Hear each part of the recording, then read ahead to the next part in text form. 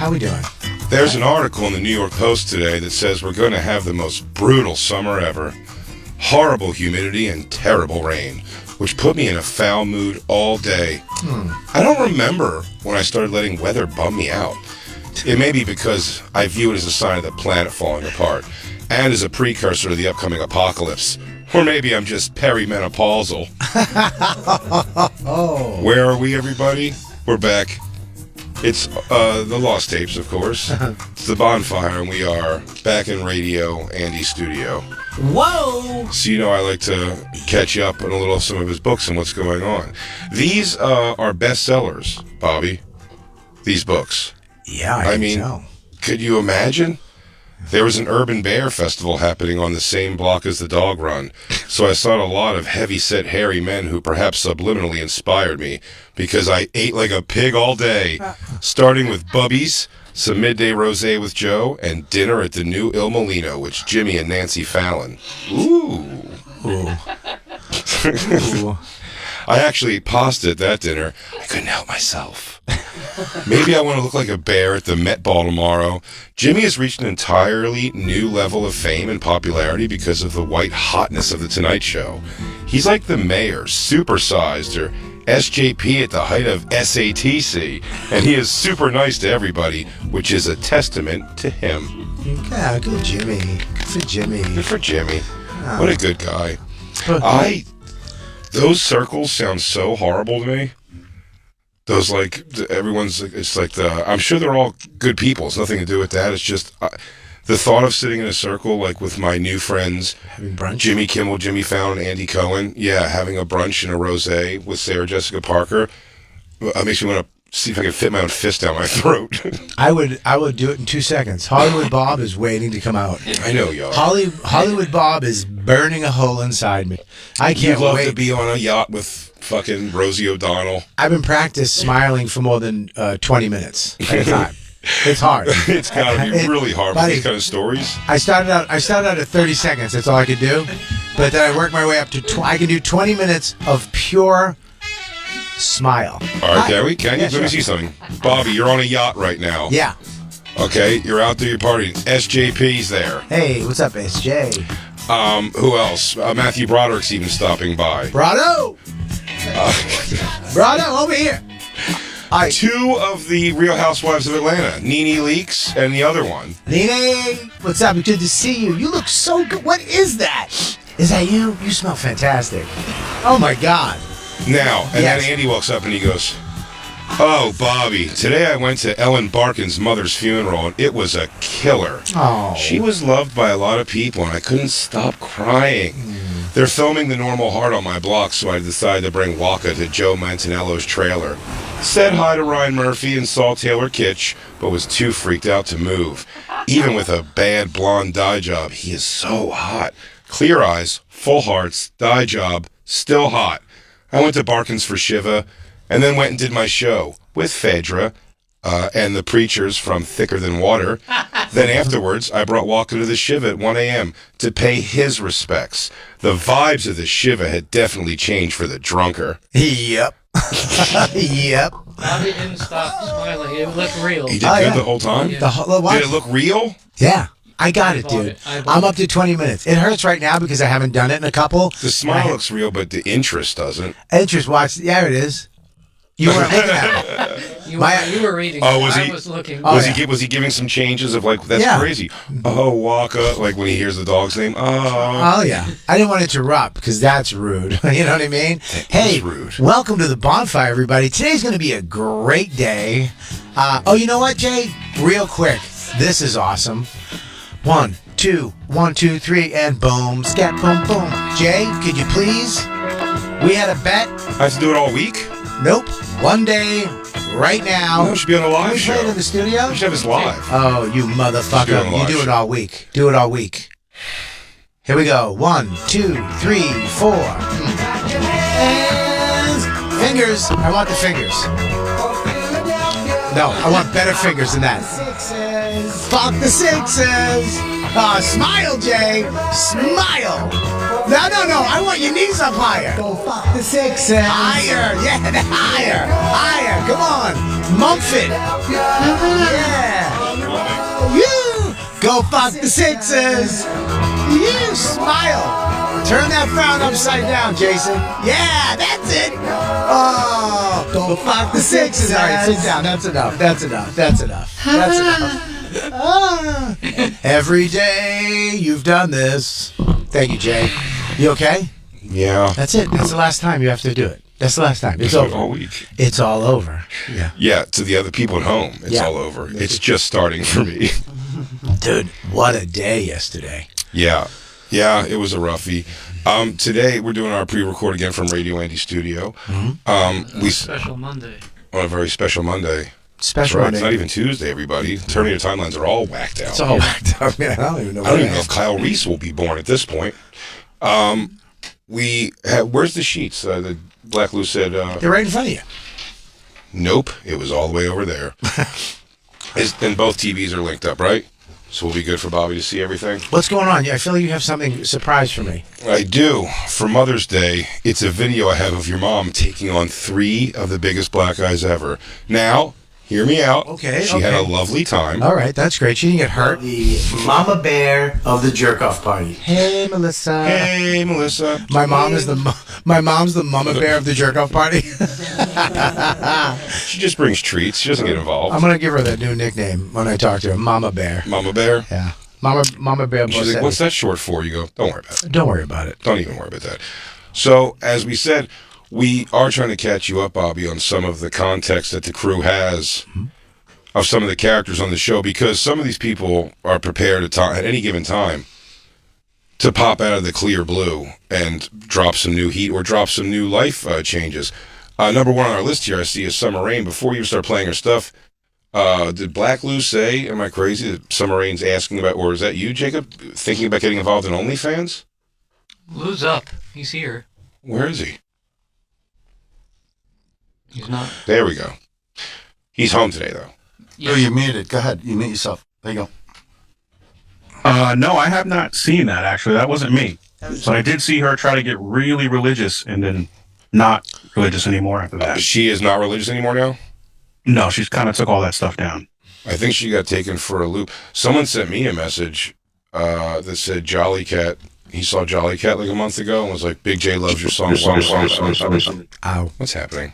Christine, you're, get rid of the audio. Yeah, sorry, I thought the audio was... I don't think that fixes it. This bitch. I mean, just cut her some slack. It was a long weekend. The Uber was nuts. She looks beautiful today. Christine Christine had a you look long beautiful. weekend. She did have a long weekend. She didn't have a long weekend at all. She didn't do anything this week. She stayed home. What are you talking about? She stayed in the house. And did With the stuff. exception of- She had to do stuff in the house. Christine? I did have to... Yeah! Yeah. Christine, what did you do? You had a lot of stuff. Mainly computer work. And I did go out and do a couple things this weekend, but I wouldn't describe it as a long weekend, no. I agree with that. Jay, what is that? Hey, your face is... I just looked back to tell you she did not have a long weekend. It's pretty relaxing. You did? You had a good... Oh, so you didn't do anything. So he's right. Almost nothing. I mean, almost nothing? I got home. Oh, I don't want to talk about it. What, was your house super clean and food was on the table? What happened? Was there hot food on the table? It was Everything pancakes. went It great? was pancakes. Every Sunday we have pancake Sunday. So when I got home, she saved me pancakes and bacon. Aww, The big fluffy ones, though. that's Ooh. sweet. Oh, they were so good. I just don't like working that hard for it. That's all right, Christine. You'll get there, you know. Maybe if you had a ring on that finger, you'd do a little more. No. Yeah, did you get pancake breakfasts before you had a son? Yeah. Yeah. Don's from the 50s. Yeah, Don likes a man. You have to provide you a child Yeah. to get a breakfast? No, I know. Crazy. That's Crazy right. That was a thoughts. crazy thing to say. That was a batshit thing to say. Yeah, like, oh, she only does it for Max. Is that what you're Oh. saying? She doesn't love me, Christine? Are you saying that my wife doesn't love me, Christine? No. She couldn't imagine taking care of someone that well. Right. Because She couldn't even process it. right, she couldn't even get it through her. Maybe you're right about her. I'm completely right about her. The world will see. I've told her that several times in private. I'm like, the world will see what you are, Christine. They'll find out. You had a lot of stuff. I guarantee she did computer work. That sounds Sure, hard. she says so, yeah. What's computer work? Did you fix computers? Nope. Did a CD-ROM break and you had to get a CD-ROM out of a computer? No. What is computer work? She sends emails. By the way, Yeah. whenever we're watching something, it's hilarious. Or I'm talking to her, or saying something, and she's looking at a. What's happening? Sorry. We're trying to figure it out. And she's looking at TikTok or Instagram or whatever. The studio is heart. Yeah. The studio wants to be in echo. When it has when she's doing that, I go, didn't you ask to watch this or whatever? And you're on Instagram, and she goes, no, I got lost too. She goes, no, I did. I got hung up. I was checking an email, and then I got lost in this. I'm like, well, what does checking an email have to do with being on Instagram or TikTok at all? It's just a complete checkout. Yeah. So that's the computer work would be my guess. She sends an email and then looks at TikTok most of the time. No, there you go. Yeah. The Chinese won. The Chinese won. China won. China won. Absolutely. They got Christine all gripped up. You know what Dawn's TikTok name is? Doesn't have one. Doesn't have one. She shouldn't. She doesn't have Twitter either. Yeah, Christine's gonna have sizzled eyes from looking at that thing. She's gonna have ADHD. Yeah, and then she goes, she's the most susceptible person to like advertising on some of that stuff to the Facebook and shit. Yeah. But the only thing she hasn't purchased is the flat sheet ironer. She showed it to me. She goes, look at that. We were talking about it. And look, they actually have a machine where you don't have to take them even off the bed. Yeah. You can just iron right across with this machine, like the steam thing. Hasn't ordered that. But every weekend we're on the phone 3 times. She goes, I just got packages. The wacky shoe thing I got just doesn't work. My body holster I got for some reason isn't here. My body holster vest just showed up and it didn't. Is anything for that? How about a broom? A broom in the house would be great. You don't have a broom? No. You have a broom. We do not have a broom. You don't have a broom? And when I'm gone, Christine doesn't touch the vacuum. I know. I look at the dirt in this vacuum thing, and it's never moved. Remember, was that This Boy's Life? I know he's on the TV because I feel the box top, and it's always hot. Damn good movie. De Niro. Yeah, no, she pretty much just kicks it on the weekends. So when Jay leaves, Christine, that's your vacation time. I think what it looks like has happened is she bites our dog on the ear, so it bleeds, and then the dog shakes it everywhere, and then Christine goes, our walls aren't always speckled completely with bloodstains? What the fuck? Shit, I didn't even notice that. And I go, did you notice it all along the back of here? Oh my God, I didn't even notice it over there. And all along the wall and the elevators in our building. I'm going to throw up. I didn't even know. That's crazy. You think that's from that? Dog's got an ear cut. Why did you bite the ear? No, she didn't bite the ear. The dog has a cut on the ear. They take forever to heal because they scratch themselves and they knock the scab off. So I started putting a Band-Aid over it. Christine started putting a Band-Aid over it too. But the thing is, when the dog doesn't have a Band-Aid on it, she'll shake and that blood goes all over. Christine got me, she got me for Christmas sure this year? It's not Christine shaking her vagina? Maybe. That's all the blood in the bathroom. Good thing. Way to bring that up, Bobby, too. That's the bathroom with her fucking vampire chalice of blood she pulls out of her fucking snatch. She doesn't know how to get that all in the toilet either. My house is covered in blood, like a scene. She got me a collectible for Christmas. That was the big present she got me. Was Dexter? No, it was a book. In this like big awesome, it's like made almost of like turnbuckle material, the outside case, and it's the How Rocky. to clean a murder, a fucking steak. I failed. It's a Rocky. So it's like a picture book. It's a coffee table book of all the Rocky stuff and liner notes and things from like Sounds fun. Sylvester Stallone. Yeah, it's awesome. In this beautiful case. She goes, we should display it right here next to the TV. The dog splattered blood all over this. As a collectible, it's useless. I better read the book. Because it ain't ever being sold for any kind of money. And it just stays there covered in blood. So now it's the book from The Evil Dead? Yeah, now it's the Book of the Dead, the Necronomicon. It's the Necronomicon. It grew teeth. And Christine made it come to life with once it tasted blood with dog blood. If Christine got possessed by Satan and you came home, or the devil or demon, what would you do? I'm not convinced she's not. What would I do? I find out I'm always about to pass it along spell. What's the spell where I can throw this to somebody else? I would just call her dad and be like, oh, Christine wants to come visit, and then send demon over there. So anyway, long story short, Christine's weekend wasn't long. It was fine and relaxing and void of almost anything. Wow. Short answer. I'm sorry. Well, Dawn had a sleepover with Max and his friend, Jane. She What? She let Max have a sleepover. Yep. Okay. With Jane. The wording you said it, she had a sleepover with Max and his best friend. It sounds like they're all like doing stuff till late night. Yeah. You still awake? Yeah. What are you thinking about right now? You know what's funny? I came home on Mother's Day yesterday. You know what Dawn had out?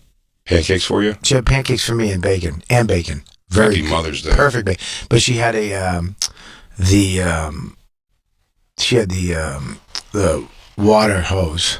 Power washer. She had the power washer out. She was going to power wash the house. Yeah. It's passive aggressive. She was going to power. No, she wanted to do it. She wanted to do it. I'll be honest with you, it does look fun. She Power goes- washing's fun. Yeah. Yeah, it's got to be fun. She goes, I It's was. satisfying. Yeah, she's Yeah. like, I'm going to. I go, it's Mother's Day. She goes, yeah, I'm in the mood. So Yeah. I came home. Not only was it pancakes and bacon, my wife on Mother's Day Yeah. was power washing the house. Yeah. That's pretty wild. Christine threw the laundry and almost dried it. I went over and I touched her crotch. I'm like, what is it, Pekka down there? What's going on? You got a a little Pekka? If you were probably wondering why it didn't dry the first time, was because the lint thing was completely full over the top. But that's an argument. Oh, that's another thing. Dawn had the guy come over Yeah. and fix the back of the dryer and put, instead of the hose going up to the roof where we can't clean it, she had him put a whole new one in so it goes outside so that we can actually clean. That's pretty awesome. Our air conditioner Yeah. in our room unit is like funky. Something's a little wacky with it, especially on the auto function. And the people who fix it are right downstairs, and they'll come whenever you call for that. She had not made that call just yet. But Well, there's probably a damn good reason why she didn't make the call. She was TikToking and sending an email. She did some computer stuff. There's blood. She was harvesting blood with Dawkins. I think she's selling I Dawkins need to blood. start I need to figure out something to do to occupy myself a little bit more on the weekends, because I started to just kind of Well, you can start with feel a getting that little blood off the awkward wall. socially. Yeah. And so I stay home, and I think I probably do spend too much time on TikTok. I'll tell you what you need to do. Get that blood off the wall. It would be a nice part. I'm going to throw up. I've been scrubbing blood off of our wall this gonna entire try time because this goddamn dog's ear keeps opening up and splattering blood everywhere. But I'm the person that cleans it. We'll get the I've cone. cleaned It's plenty. definitely. I clean plenty of It's it. definitely me. Put the cone on the dog's head for a month. That doesn't fix it. They Because haven't- it hits the cone. We need to super glue this All right, thing shut. here's what you do. Stitch. You know the neck things you put on the airplane that you wrap around your neck? Yeah. They make those for dogs. We have one. that goes around the dog It's that's the soft. shaking. It's the shaking and the ear It's hits. just when she shakes her head when around. she shakes Oh, her then get head. rid of the dog. You gotta get rid of it. I mean, it really has been a nightmare. I thought you were going to take dog to get a stitch. We said that when you look at the cut, it's not something that is really a stitch. It's Valerie like said she was going to take it's- that dog over the I next day was, to get a but stitch, and then guess she got lost in TikTok in that email. I already took her to the vet about it once, but it's kind of more like a raspberry than something that needs to be stitched. It's like a scrape, not a cut. So it's just a nightmare. It's a nightmare situation. Well, why don't you tape the whole ear up? I'll give you some hostage tape. You can stick it on there. Band-Aids work. Yeah. Put the Band-Aids on. Yeah, we have. You know what you should do? Take the dog out for long walks. She does take dog out for walks. Long walks. Like go to the West Side Highway. They That's do. what I do. You know what you should do? Did you go down to the, what's that, High Lie? High line. That too. Go down there. You can play High Lie, Riverside. which is a great Cuban game. You could play high I was line. thinking maybe she could exercise down, do some High Lie, and then go to the High Line. No, I Maybe go like take a high 57th to 72nd and back. It's like 30 blocks. Yeah. Do you want a good friend? Why don't you come up and visit us? I think I'm supposed to have kids at this age. It's what it is. I think when you're a 37-year-old woman, you're supposed to be like raising babies. Just when you have, Raising babies. just when you have kids, that's your excuse to not hit the gym. Oh! Oh, what are you gonna do? Not feed the kid pancakes? Oh, Oh! are you gonna let the kid die on a vine? I'm like, I'm trying to find more work. I'm like, I need to pick up more work on Friday, Saturday, and Sunday. Hey, Christine, you know what? When he goes on the road, that's your time to chill. But don't get that sad and Well, depressed. sometimes and I stay won't home. make the bed till like the afternoon. Whoa. Oh, yeah, no. Does Christina that falls- aggravate you? Knowing that, I mean, you're not there to experience it. Just knowing that you're in Charlotte, but your bed is unmade at 3 a.m. Oh, my 3 bed in p.m. Charlotte's made. That's all that matters. You don't- No, knowing that you're sitting in your hotel room, but back at home, No, your bed it is doesn't unmade. bother me at all.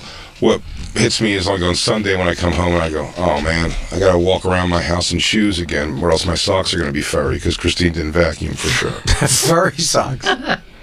So I gotta walk around my house in shoes. So I get excited because I'm like, oh, the weekend I can walk around in socks. The house, literally, because of how you are and because of what you've done to me as a person, the house gets vacuumed. Like, before you get picked up, before I leave to pick you up, the house gets fucking vacuumed. Atta girl.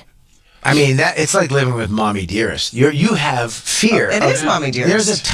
There's a clock that goes off. Is That it he's on mommy his way dearest? home. He's Jay If Crawford. you didn't get all the stuff done, you probably panic. I remade the whole bed in the guest room this We're gonna call weekend. me I thought the Mommy house Dearest. looked great when he got home, but I told him he's like a white glove because everything could be perfect, and I'll be like, there's blood right there on that wall, and then he like shakes his head and walks out. Everything else was so perfect. How did you not see blood splatter on our white I mean, wall? he's got a point. He's got a very. I mean, if you're gonna clean something, start with the blood. I know, think if you're that's gonna in do a something, cleaning. do it right. That's in the cleaning manual. Start with the blood and work with your the way down to blood. the dust. But it seems like you need those cleaners that John Wick gets after he has a bloodbath. You need the wolf. No, it's being over exaggerated what I would require to be happy. Christine's particularly like not give a shitty about all of it. Like, we have a couch. It's a pretty expensive couch we got. That thing's a pile of shit at this point, of stains and all kinds of stuff, just because, just like a zillion and one reasons, but it's just like all shitty Yeah. stuff now. Well, I mean, that happens to couches. My couch is dirty. I got an expensive couch, and I have a 9-year-old too that's been fucking with it for 9 years. Yeah, So that is a lot too on furniture. 9-year-old I came home. puppy spent a thing. I on came home furniture. yesterday. There was a tent on the couch. An actual tent. He built a tent for Okay. a fortress, Mm-hmm. and I wanted to watch the game. Right. So I had to dismantle a Destroy fortress. a fortress? I had to destroy his kingdom that he created over the weekend. Over that giant boulder. Yeah, and I came in. He goes, "Dad, where's my fort?" I'm like, "It's gone." The king came back. Okay, that's what happened. The king came back and took down your fortress, Prince. The king has The returned. king has returned. on Justice Sunday. is about to be served. Yes. Goddamn right. That's right, Jacob. Justice is about to be served. Yeah. But yeah, this but I had a good weekend. Oh, good. I'm glad you did. What was you?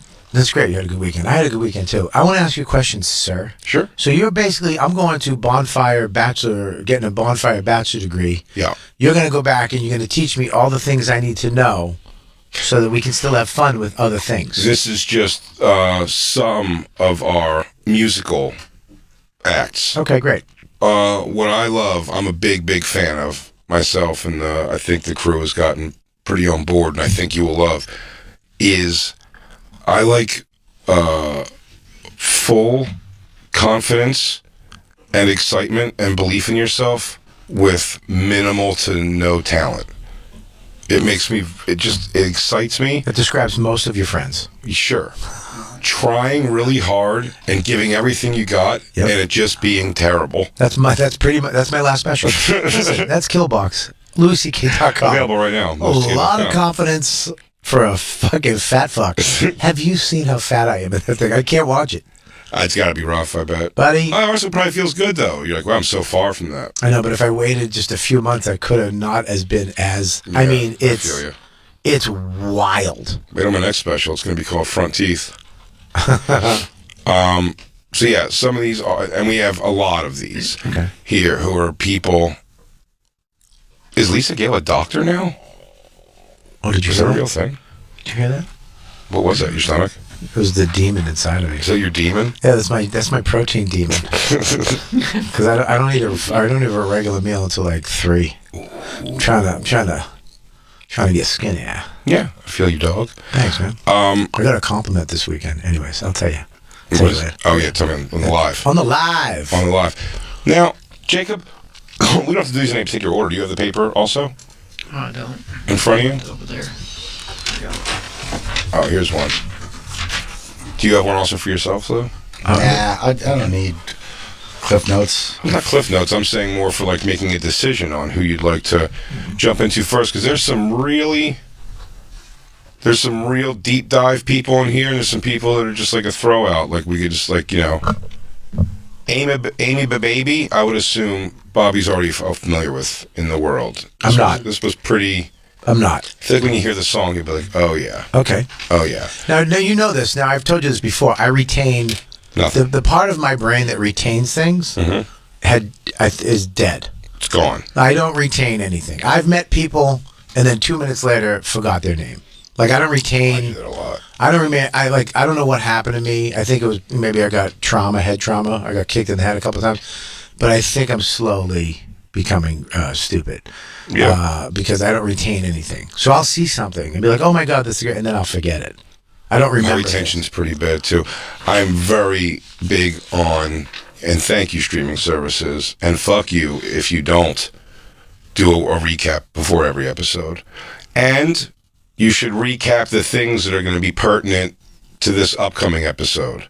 Handmaid's Tale did a good job at that, Jacob. Mm-hmm. It really did.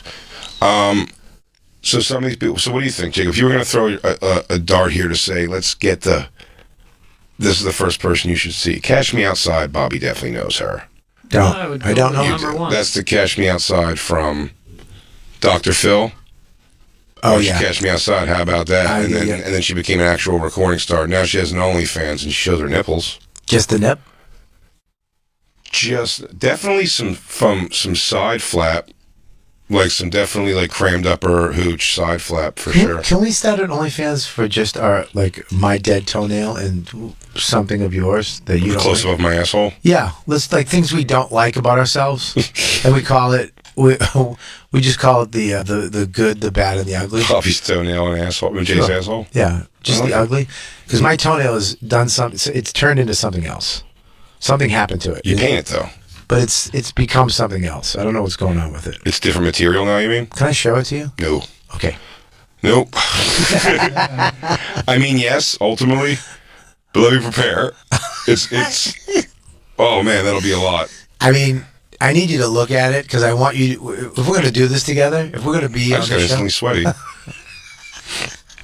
if we're going to do this, dude, you should know me. I don't want You should know all of me. I'll see it. I'll look at it. You look at it right now. I'll look at it right now. You will. Okay. Oh God. Jacob's so worried. Okay. I'll come over to you. Okay. You come over to me. I'm going to hide it under the table, and then you come over. Jacob, will you disinfect it first? No, you can't. You can't touch it. It's clean. No, I know. I was just thinking I thought it'd be funny if Jake went over and wiped it down with one of his wipes. Yeah, maybe you should do that. You're right. I'm not doing that. All right, here it is. Jay, I just took my sock off. We're ready to go. I'll come over there. You're gonna come over, yeah. You're gonna come over. This toenail, something happened to it. So it became something else. Like it was dead, but now it's something happened. Jay's walking over to the table right now. It's a pretty long walk. It is a long walk. It's a long one. You're like that. You're like the horde in Unbreakable. You're becoming something. Do you want to feel it? No, that I can't. Why can't you feel it? Okay. It's clean. I know. It's clean, dude. I won't. I All won't right, though. all right. I want you to close your eyes. Close your eyes. Close your eyes. Keep them closed. Don't Close. touch me with it. Jay, I'm not that guy. I'm not. I don't Okay. like. I don't like Okay. fucking All right. shitty pranks. Okay. Uh huh. I'm not gonna do it. I just need you to keep your eyes closed. Okay, you ready? Mm-hmm. All right. All right. Wait. I gotta get my phone. I need my phone. You need to see it. Where's my phone? You want me Here's to my turn phone. the lights up? No. Don't turn the lights up because that would be scary. All right, ready? Mm-hmm. Go ahead. I can look now. Go ahead. Look. Oh yeah. Oh, it's interesting. What are the black dots on top? That's the old. That looks like runic writing. Dude, look at it. That's crazy looking. But look, Yeah, it's wood. what's? Jacob, do you want to look? No. Come on, look. I'm good. You sure? Jacob, there's like a coin slot in it. I believe you. There's like an You area. want to see it? Lou wants to see it. There's like an area where you could put a dime, There you go. like look at behind it. Oh, wow. it. Something's happening. That's fucking gross. Yeah, like there's like a slot you could put a quarter. Yeah, there's like a little area you can hold something. Thick. Yeah, It's a thick toenail. it's a penny loafer. I don't know what happened. You have loafer toe. I think it's dying, right? Is it dying? I think it's dying. It's building like it's like a new thing's happening on top of it. That looks uncomfortable, Bobby. It's the problem is it's going to be in your memory for Jay. Look, you all right, buddy? Mm-hmm. Jay. Does it get caught up in your socks? No, it doesn't. If I wear a slack sock, Like a tight A dress sock? A dress sock. How do you clip that thing? It looked Well- like a toe that was reanimated. A toenail that was reanimated. It's the toe of a serial killer. Well, I and think- at night it makes you do things. I think the top of it is dead, Yeah. and I think it's coming. I think it's dying. It's like building like it's like It's like- calcium or something. It's Building like up, it's like not out. Yeah, it's like Minecraft. building up. Yeah. It's getting thicker. Christine, It's Fortnite. It's are you being in? built up. You want to take a peek? Yeah, I do want to. Oh, you do. It's kind of interesting, right? I think you described it right. It's interesting. It is interesting. It's very I interesting. think if it was dying, it would turn black. It is. There's black dots on the top. Oh, I couldn't get that close. Mm-hmm. She said, Huh. What do you? I saw worse in beauty school. Yeah. Yeah, for sure. I mean, I could take that off, right? Ah, dude, don't do that though either. That's crazy. Also. What if I pull it off right now? Mm-mm. Should I try to pull it off? No. No. I'm gonna pull it off. Don't pull it off. Oh my God. Leave it alone. I think only the words of Radio Andy can get me through a time like this. Let's see. Ba ba ba ba ba. I got home around 12:30 a.m. and I got a 2-hour massage. It was amazing from a new guy, Adam. He was really tough. Oh my God. This is going to become a weekly thing. Though I tend to give notes after a massage to the poor therapist, I had very few for him. There was one thing about my shoulders. I asked him to carry me to my bed when I was done, and I said that I was joking, but I think I was serious. The whole time I was lying there, I was thinking, what if Ron Swanson was here? What would he be doing? Would he be looking at me the whole time? Oh wow. I love Ron. Ron Swanson. He would be looking at you. Is that a gay I person? could That sounds write a like... book. Huh? I could write a book. I Well- could write that. I think this is society, is what society owes him for being willing to come out here and be so gay about his life. I don't know. It sounds like it's so pompous. Is that the right Everything word? he's... Yeah, it's just... It'd be like me. And then I went and watched... But like this isn't even like a Superman. bathroom read. Nothing unless your fuck me running excitement is from finding out that Sarah Jessica Parker prefers white wine over red. Like, do you know what I mean? Like that's like to even make this a good read on the shitter, you'd have to be like, oh whoa, I didn't know Sarah Jessica Parker is actually a jeans and t-shirts girl on the weekends. This is a phone call. This is a phone call with another gay guy. That's all it is. It's a book of phone calls. It's infuriating. It's infuriating. Yeah, it's infuriating. It's not even. There's no even story arc to that. There's nothing to it. There's two more of them over there. We've had the same thing. We've done more compelling. I mean, if we just did that whole toenail thing in a book, it would be more interesting. It would be more of a page turner. And then Jay walks slowly over to Bobby's foot, closing his eyes. He's like, Chapter 2. My dog Waka's usually more lovey in the morning, but today she was just kind of doing her own thing. Give me a second. Chapter 3, I went to Starbucks. They ran out of the 3 cheese snack pack that I always get. So I had to get the peanut butter and apple, which isn't that bad. And then I took a walk. Hey.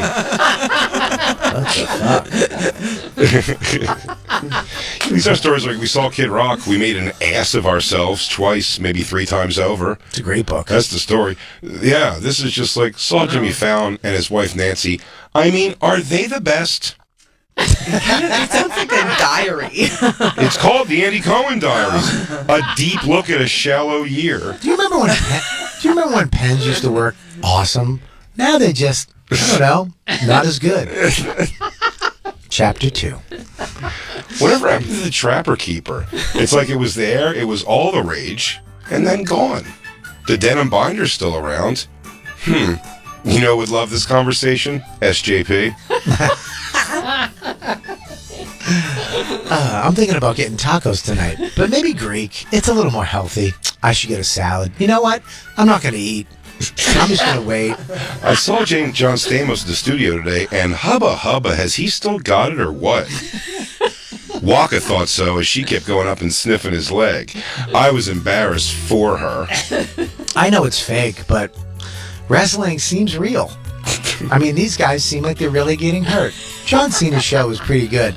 Maybe I'll get him on my show. I'm gonna go to bed.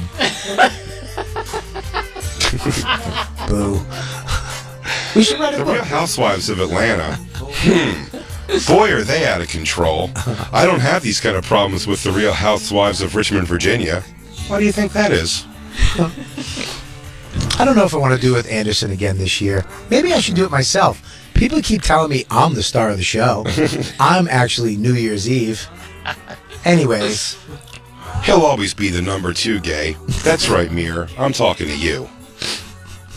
Yeah,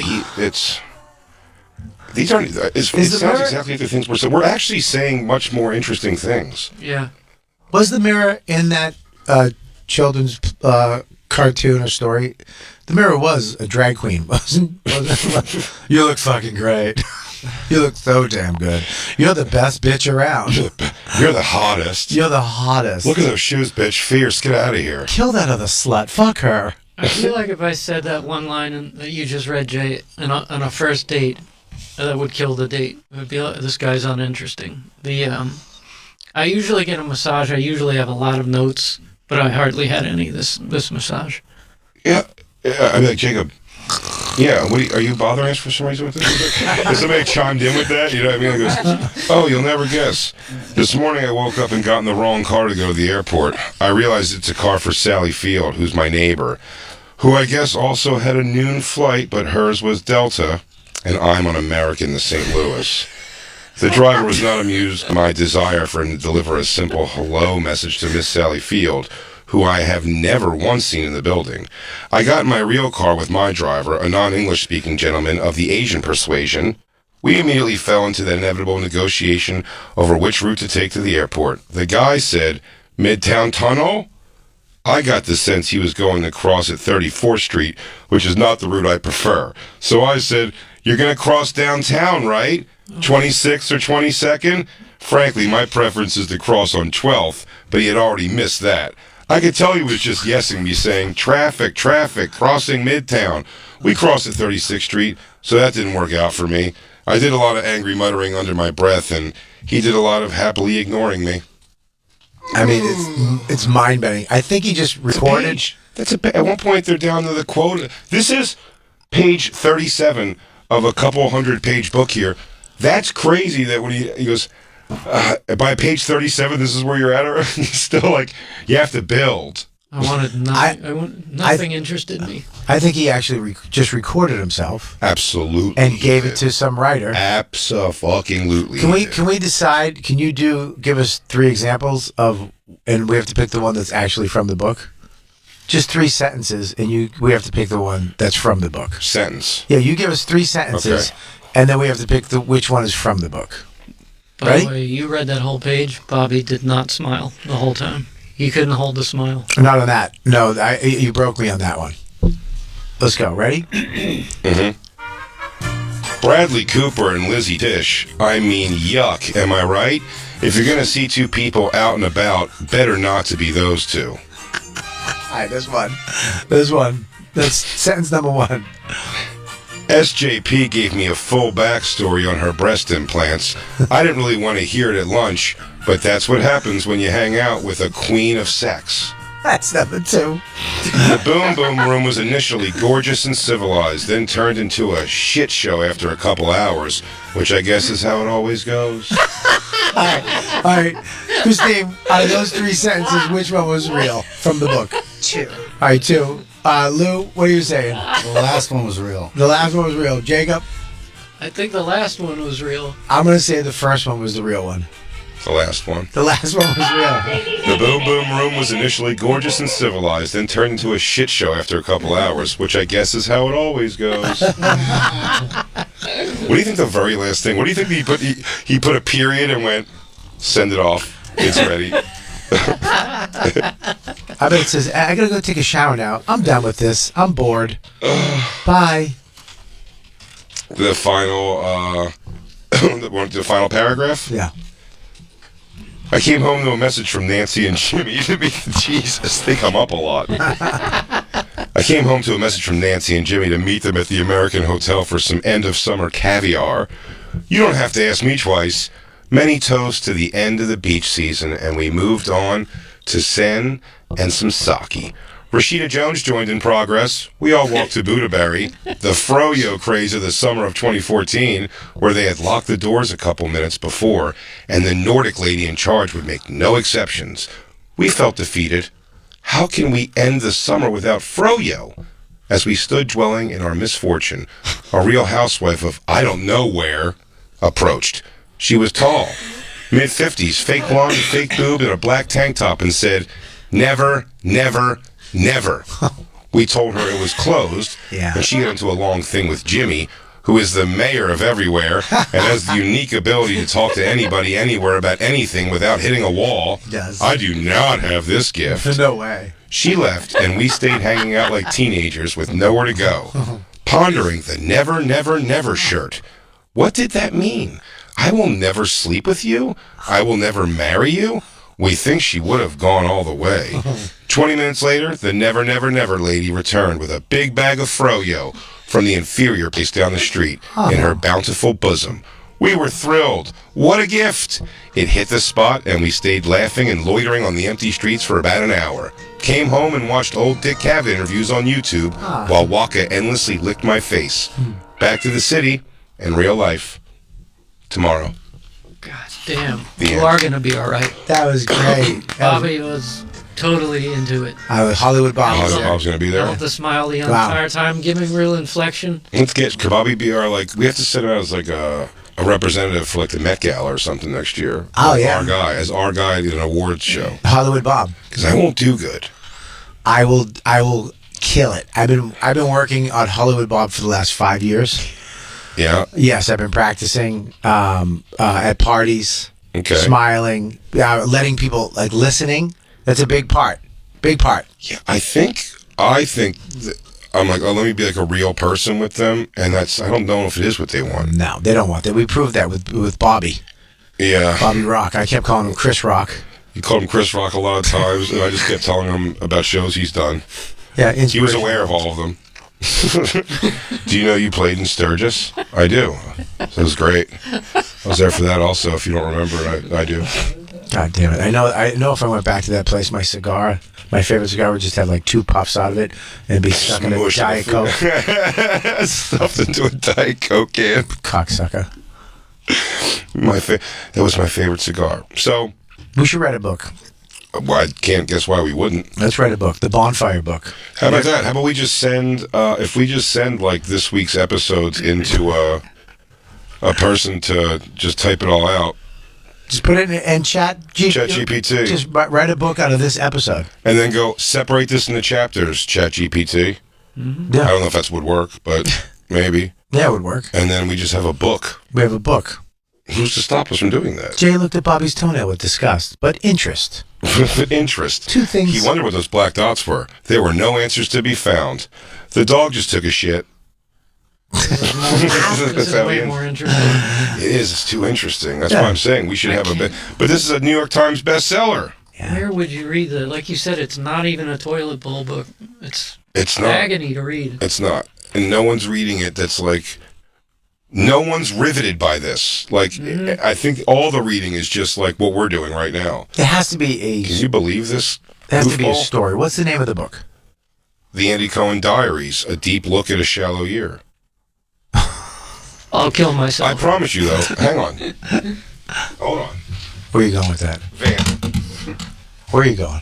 Go right over here. This whole Jay's walking over to get another book. He has more than one book? oh. How many books does he have? They're just the This is same a fraction on the There's page. no way. This has to be. What is this one called about? thing. This one's called Most Talkative. Talkative. This is gonna be interesting. This is going to be interesting. Let's see. I want to find like a fun little. You know, I really should just throw a fucking here. Queer Eye guy Carson Kressley decided to surprise the Fab Five by getting bare ass naked at a straight guy's house, and the Fab Five locked him outside. That's actually pretty interesting. Project Runway designer Andre and other homosexual contestants making dresses out of flowers at Tim Gunn critiqued them. A brigade of Atlanta housewives, sidekicks, hairdressers, event planners, and wig wranglers, oh my, trumping around the ATL wearing high heels. Jeff Lewis and Ryan ending their friendship on television as I try to mediate and not cry.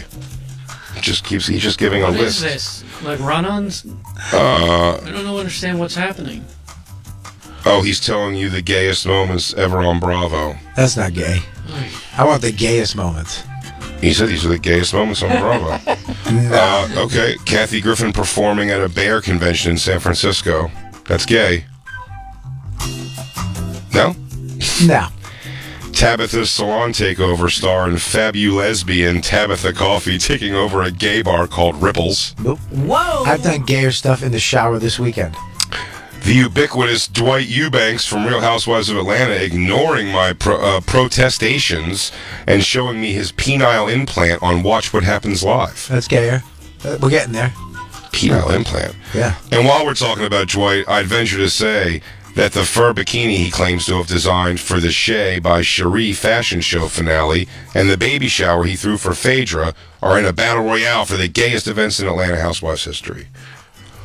Pretty gay. That's pretty gay. But again, it's a book of he just goes, what do you think of the gay? It's questions in it. Why do Bravo liberties who've been sacked keep popping up again like whack-a-moles? It's Q&A. This book's a simple Q&A. I mean, how easy are these to fart out, man? Yeah. Is that a #1 bestseller? Absolutely. Wow. Yeah. Funny. You're right. Man. A wonderfully fun, funny, and inspirational journey. Peppered with colorful, crisis-prone women. I love it. Who said that? Amy Sedaris, author of Simple Times and I Like You. Yeah, wow. We need a book. We could just fart one out, man. It's that easy. Yeah. Listen, while we have this time here, Bobby, I do want to... We sidetrack a lot. It's fine. That's what the show's about, baby. I love it. I love it. We're supposed to be sidetracked, but Andy Cohen, huh? Well, you can't really smack talk him too much. He runs this joint, right? Yep. Yeah. Yep. He's great. Look at me, Jay. Try it. Hey, what's going on, Andy? Hey, yeah, say some gay Andy stuff to me. Hey, Jay. Heard you read my book on air. Mm-hmm. Yeah. Yeah. Nope. Jay. What? Do it to me. Watch. Hey, I heard you were reading my book on air, Bobby. Oh my God, bro! The cover is crazy. What do you think of that cover? Did you come up with that? That wasn't bad. Thanks. That was good. It's a pretty good one. Throw to me again. All right. Hey, Jay. Heard you had reading my book on your show. Yeah. So? Nope. Oh. Nope. Try Okay. it. Try it again. Throw it my way again. Hey, Bobby. Heard you guys were thumbing through my little book on your show. What are you doing to your skin? What are you doing? What is disarming. that? What is So that? disarming. I need to get whatever the hell that is because, bro, wow. You look like you're fucking 27. What's going on? He's good at this. God. He's going to be on the yacht. He's going to be on the yacht. Try me one more time. All right, ready? Hey, Jay. Heard you were going through my library in my studio. Did you choose at a certain age to talk gay, or were you always talking like this and then realized you were gay? Motherfucker. Hey, Andy, when did you make the choice to become gay? Hey, no, Jay, that's not it. Jay, that's not it. That's not going to That's not going to fly. No, try one more. Andy, what happened to you? Who molested you into being gay? Nope. One more. How about this? Hey, Andy, is blowing a guy worth going to hell? Is this not good stuff? No, Jay. Do you not care about heaven? Jay, no. Jay, no. All right, if I end up on the yacht, I'm going to have to have like an Impractical Joker's ear thing in so you can tell me what to do. Smile. That's not a smile. Looks like you smell something. The way Bobby's selling this, we're going to be broadcasting from the Hamptons this summer. Oh my God, this house is what I would always dreamed it would We be. needed Bobby. This is the problem. When it was me and Dan here, we bully people like Now, Hollywood Bob is like here. what's his name? Brett Michaels. we bully, and then we lose him as a friend completely. Bobby wouldn't do that. No, I'm Hollywood He Bob. knows how to schmooze it better. Yeah. He knows to wait until we're not getting celebrity on before we take a fat shit on them. They're so insecure they would shit on the guests before they walked in because they couldn't possibly like the two of them. We're going to get guests, right? We're going to get famous people on, and they're going to be friends of the show, and this show is going to skyrocket. They're going to be friends of the show. Yeah, friends of the show. I believe in it because of Hollywood Bob. Hollywood Bob, man. Hollywood Bob's going to save the day. First of all, Jay, I want to say something to you. Thanks for that. That was very cool of you to say. Yeah. I'll take that. We're going to move up the ladder now because of Hollywood Bob. Hey, 1 second. Lou, awesome job. That music was perfect. Awesome. Christine, God bless. God bless you. How pretty does she look today? How pretty does she look? She better look good. She ain't doing shit else. Do something resembling anything. Tell everybody about your breakfast you had cooked for you this morning. Oh, shit. You do it, Talk girl. about that. Oh, shit. She made a good omelet. An omelet? And bacon and English muffin. You made it bacon? Yeah. In a pan? No. We like it in the microwave. You make what? I do prefer it in the microwave. It's preferred. What the fuck are you talking I like about? it super crispy. It's very crispy in the microwave. Are you guys fucking nuts? And the grease comes out, so it's a little better for me. The grease is what you need to live. Not when you put it in the microwave. The grease is what makes bacon bacon. Bobby, I don't think that's actually nutritionally correct. You need fat. I know you're in the game a little more than I am right now, but You need the fat. You can't have bacon without the cooking in its fat. Now it all goes into the paper towel and it's nice and crispy and a little leaner. Bobby, don't worry. We got the fat. Yeah. Babo. We took in that fat. Hey, Babo, we got the fat. We got it. Congratulations, and that's awesome. Good for you. Thank you. The studio just got darker. I'm having a stroke because of all the bacon fat I had this weekend. I think my kid goes, does everybody here feel the right arm? I don't. Do you know why she cooks it in the microwave, though? Easy cleanup, too. Yeah. Very easy cleanup. Easy cleanup. That's why I would do it, too. I don't mind that. I don't mind that, that little deke. Listen, at this point I realize when I look back, like, my stepmother is a person who cooked. Tell her I said hi. Generally. Hey, Diane. And she would cook, but it would be, like, sometimes it would be, like, you know, a home-cooked meal, like, from scratch kind of thing. But oftentimes it would be, like, she would get, like, a Stouffer's, like, frozen, like, lasagna or something that you, like, make in the actual oven. It takes a while still, and, like, it's fine. It's not amazing, it's fine. But some kind of hybrid like that, I would accept. Dawn, if I ever tried to get one of those meals, Dawn would fucking leave me. She's never, ever, ever, ever, never, ever, ever, ever, ever, never, ever, ever had a frozen meal. By the way, you still didn't say never, never, never more than I read in that one paragraph. All right, let's take a quick break. We're probably going to get to these singers at some point. Probably right as soon as we come back from the break, everybody. We'll be right back. It's The Bonfire. The Bennington Show, now on weekdays at noon. Why don't you do what Chris Stanley does no matter what the weather? Giant, oversized Adam Sandler basketball pants. It doesn't work for me, Ron. I mean, it works so well on him, but it does not work on my body type. And he looks great. You know what he told me? He goes, the great thing is you never have to wash these. And I'm like, you do. You do, Chris. Why do you think you have to wash them? The Bennington Show, now on weekdays at noon East and available anytime on the SiriusXM app. As Slipknot, Godsmack, Avenged Sevenfold, and more prepare to invade Daytona Beach. Pre-game for the 2023 Welcome to Rockville Festival with an exclusive limited engagement channel.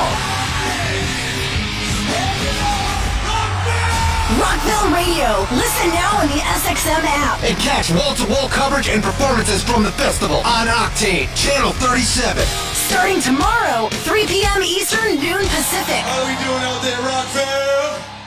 Feeling boxed in by cable? Now's the time to break free from that overpriced TV bill and switch to Philo. With Philo, you'll get 70-plus channels live and on demand, plus an unlimited DVR, all for just $25 a month. You'll get the same channels you love, like AMC, Discovery, Hallmark Channel, Lifetime, MTV, Nickelodeon, TLC, VH1, and more, all for a fraction of the cost of cable. And the unlimited DVR lets you save tons of your favorite movies and shows for a year, so you can catch up on your schedule. That's endless entertainment at your fingertips. Best of all, switching to Philo could save you hundreds of dollars a year on your TV bill, making cutting the cord a no-brainer decision.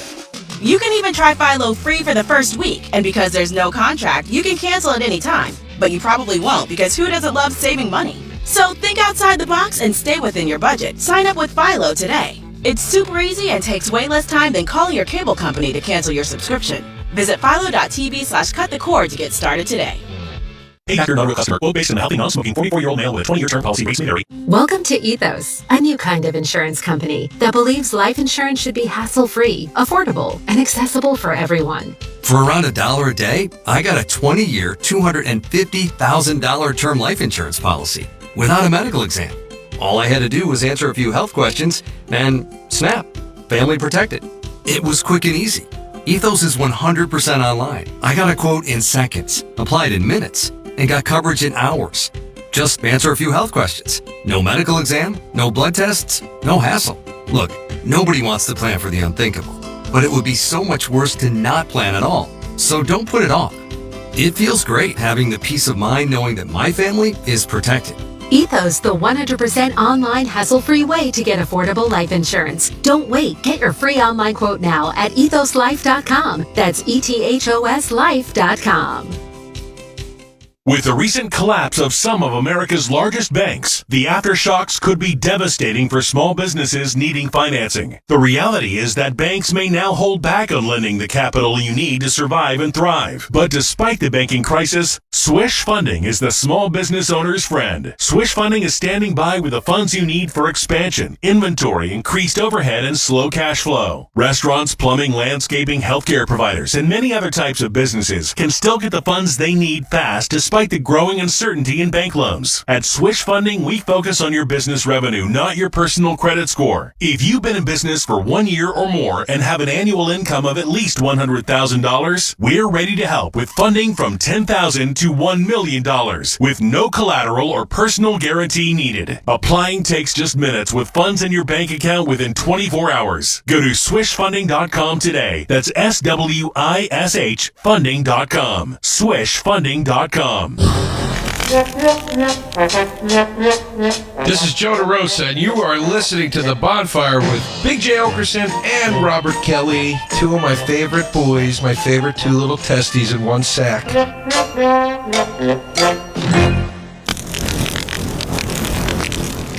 Yeah, I dedicate this song to any guy who's got a woman who's their mom is being a bitch to them. Let me tell you about my experience. Come on.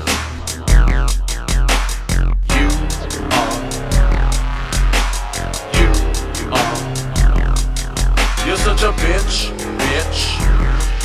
You're such a bitch, bitch. Come on, yeah.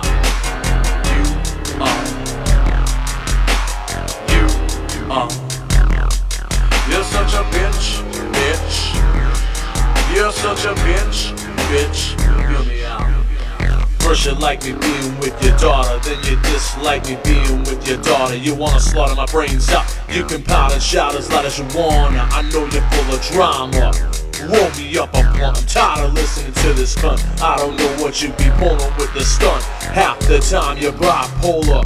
Hard to tell if you're even sober. It must be all the pills you be taking. I ain't faking when I'm going out with your prize in possession. She's got an obsession for me. She's in love with me. You should just accept it.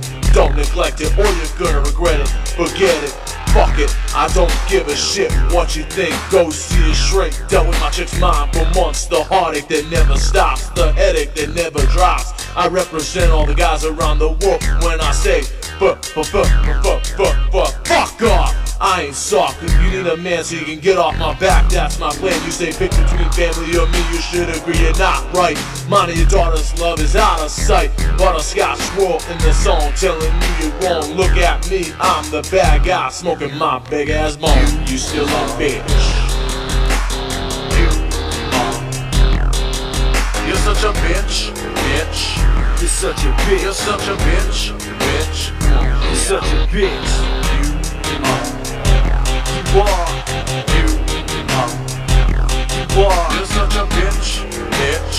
You're such a bitch. You're such a bitch, bitch. You're such a bitch. You stabbed me in the back for the last time. Because of all this bullshit, I'm in a wicked state of mind. You don't like me in a relationship with your daughter, and that's fine.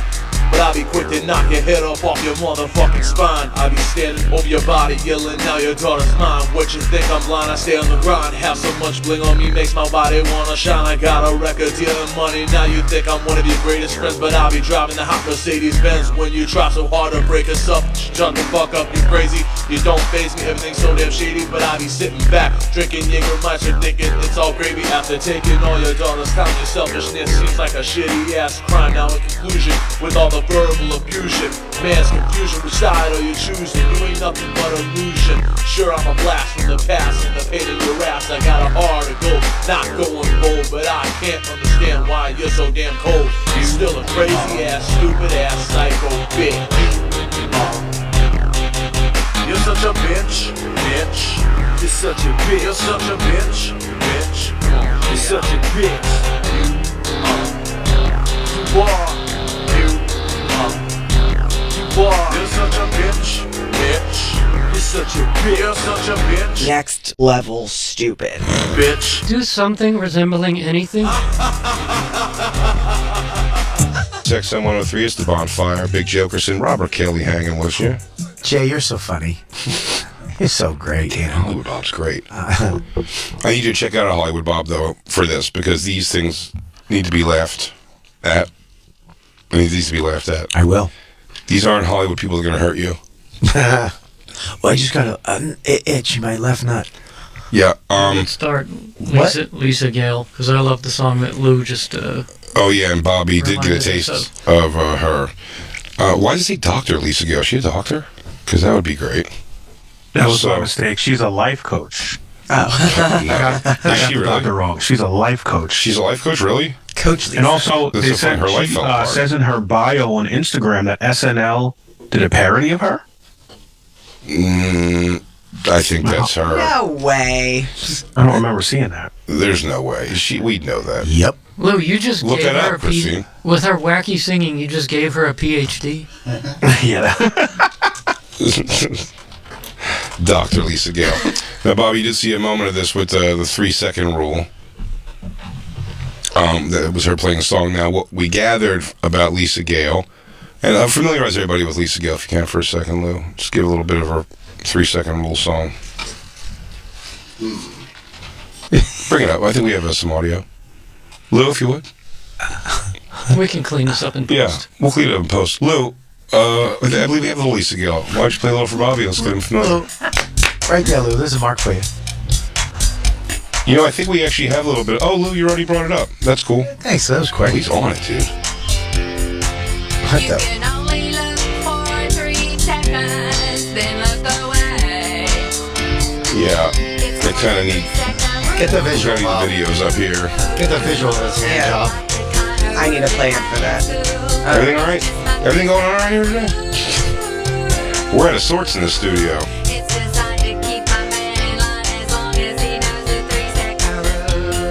So, you know, the idea of this song, Bobby, is that her husband, who was financing all of this at the time before, I believe she got divorced and had to move to a shitty house. You sure this isn't a Patrick Swayze movie?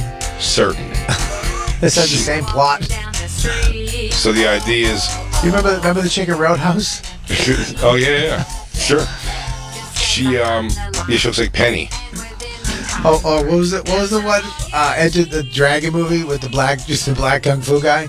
Oh, The Last Dragon. Yeah, remember the wife, the Last Dragon? Remember the I know exactly what you're talking about. That girl became like a big Broadway person. No shit. The lady who played it, yeah. But I remember every one of those songs. That song. You want to test drive? Ooh, ooh, ooh, you want to test drive? You remember that?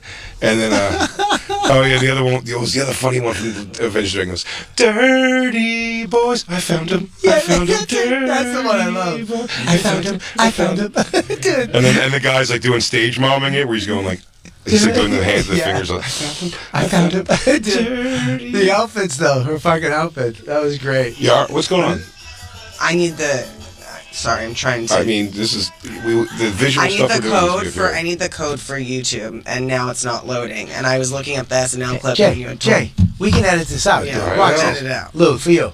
Well, we got it. Lou shouldn't be playing anything if we need video. I should be playing it. Well, we got to I try to can't get the edit. show moving. Hey. Oh, here it is.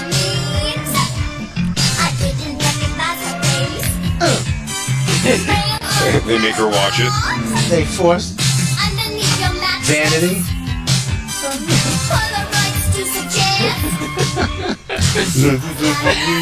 But there are.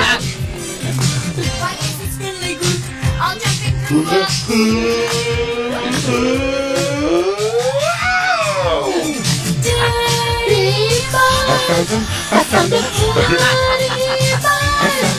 found him.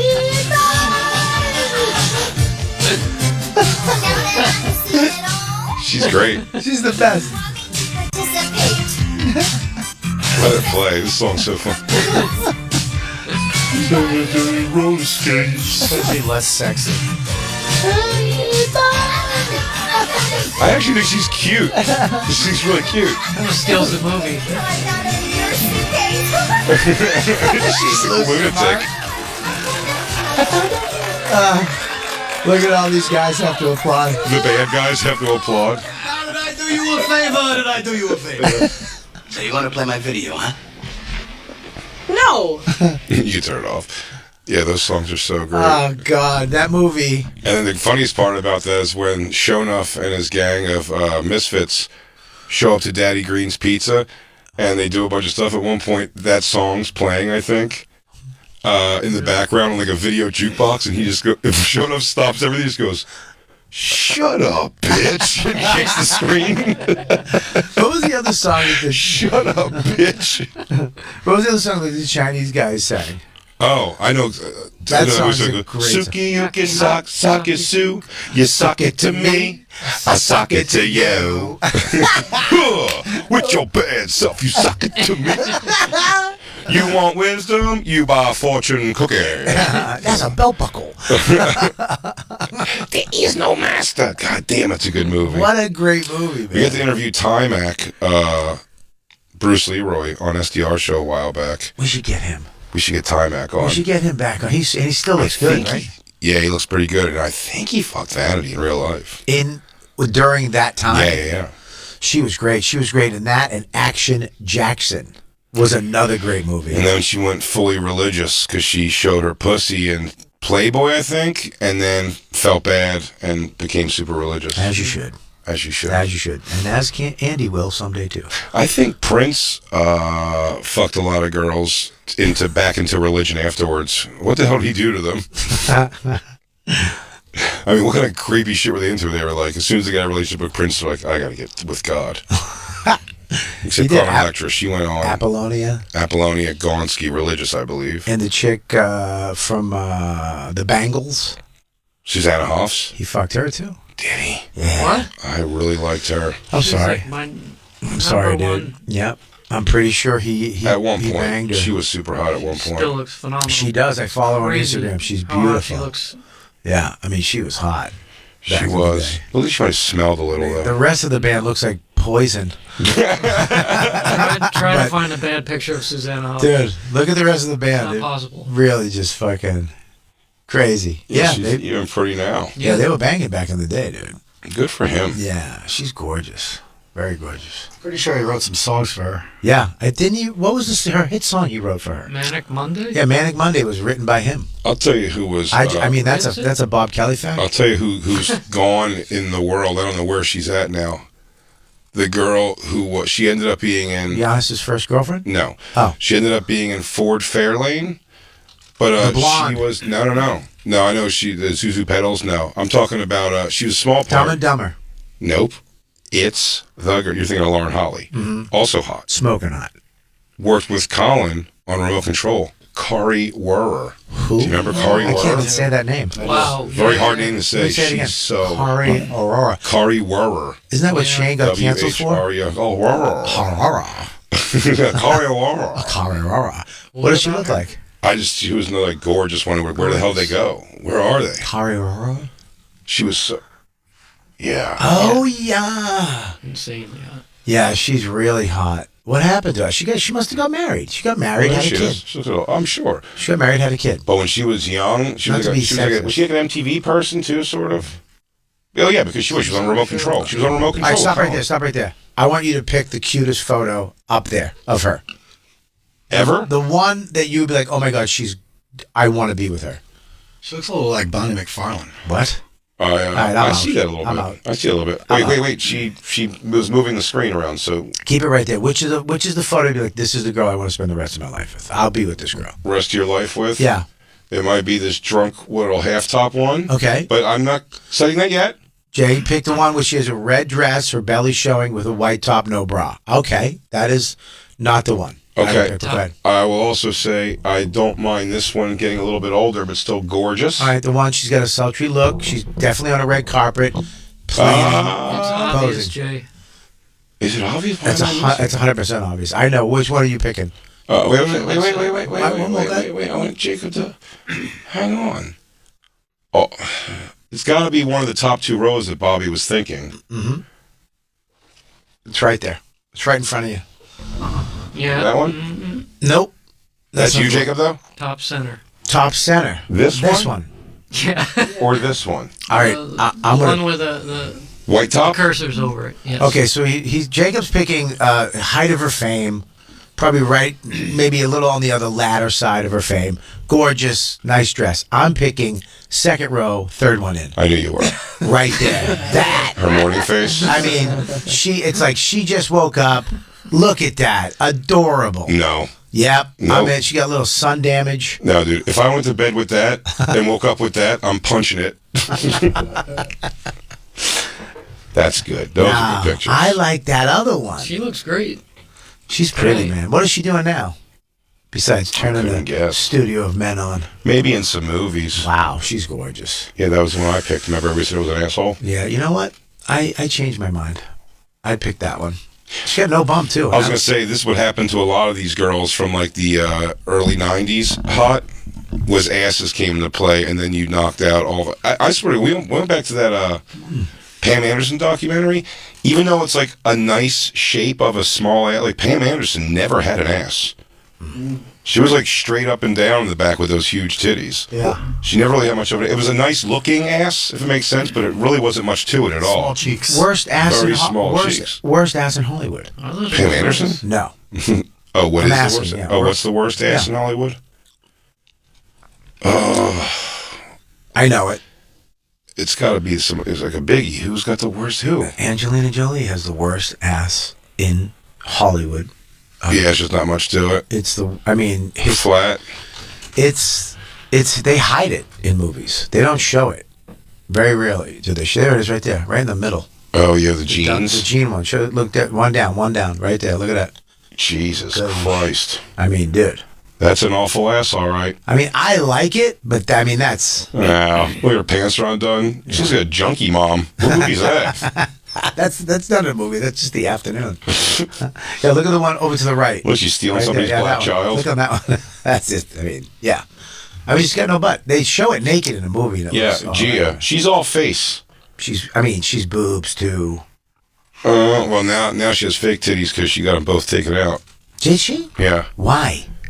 One was precancerous, I think, or had cancer, so she just had them both removed and put in fake ones. Yeah. I'll tell you what, they're nice boobs, but different sizes for sure. I love a different size boob. No, I know, but it's pretty brave of her to show that. Yeah, I love that. Dawn has She's very that. brave. I was never, Angelina Jolie didn't like, I mean, her face is gorgeous, but just something about her thing never like overgot me. I'm not. You can't argue she's very attractive. That looks like Justin Silver's ass. Yeah, yeah. She wishes that looked like Justin Silver's ass. This guy's got booty for dizzays. Booty for dizzays. For dizzays. Yeah. Kari Werrer, but that's what it is. The ass killed. the ass killed a lot of these like 90s white I hot like the chicks. 90s ass more than the today ass. It was weird. Well, it depends on the ass. I mean, Bobby Brown, that's the girl that's in the Warrant Cherry Pie video. I'm curious, what did she have going on back there? Because they all just went away. Tawny Katane, I bet, had no ass. No ass. I don't think so.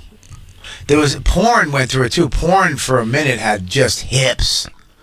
I mean, if you saw Playboy or porn, they had big hip girls. Like hips was a big thing back in the day, and then it went away. You don't have to have big hips. Actually, the thinner you were was, I guess, sexier. What's her name? Kari Warner? Carrie Werner. Kara Werner. What's the girl you said in the other one you said? The one you just said? The girl you just said. Oh, Bobby Brown. Bobby Brown. What does she look like? That's from the Cherry Pie video. Yeah, I forget what she looks like. I remember I don't retain anything. I think that's adorable. Look at that little face. What do you have up, Lou? Amy Baby? Yeah, let's get through one person on the list. Well, I mean, we also have time still. But let's see where Bobby Brown's at. She married a few people, I think. Yeah, let's see. Let's take a look at her. No, just type in her ass. I don't remember this girl. She kind of just made her way around. This is Jay with his new teeth. Did you get right over to the right? My cherry pie teeth. This is your cherry pie teeth. You know what? She's got a great ass. Pretty fantastic. No, but I'm telling you, look at the video when they're showing it. It is great, but it's just not by the thing of what today is. They'd be like her ass would be laughed at in a rap video. Yeah, but that's ridiculous. crazy. You're talking now they put implants in their ass. Yeah, speaking. So, We already discussed this on Monday. But yeah, we already talked it on Monday. They do put things in their ass. You're absolutely right. So, but I mean, Emily Ratajkowski, that does look good. I saw these guys live at the channel right before this hit. Really? Yeah, dude. It was like, I don't know, maybe 300 people just standing up in a shit room. Not before this hit. This wasn't their first album. No, this was just the this second might be album. just as they hit. Yeah. Yeah. They had because the other one was like Dirty, Filthy, Rotten something. Yep. It was called, and that had Heaven. Heaven Isn't Too Far Away. But what was their other? Where the Down Boys Go. Go. What was their other big hit though? Uncle Tom's Cabin. No, there's another biggie off that first album that I'm just missing. I think it's might be my favorite song by them. This song right here was screaming. Dude, it was such I was like front row. What's just the hit looking song up for at that? this guy. He's dead now. Is he dead? Died bloated and OD'd. Yeah, he was awful. You didn't see him at Surreal Life and stuff by the end? No. He was just bright red, fat, balding, but still had long hair. It was a rough go. You were describing me last year. What could it be, Lou? It's not Sometimes She Cries. No, it's a faster song. Down Boys, 32 pennies. Keep going. So Damn Pretty. Nope. Parentheses should be Nope, against the definitely not that. law. Keep going. Heaven, Riding High, Cold Sweat. Keep going. That's it? That's Dirty Rotten Stinking Scoundrels. Well, then that's it. Then I was wrong. Oh, wait, maybe the title track. Dirty Rotten.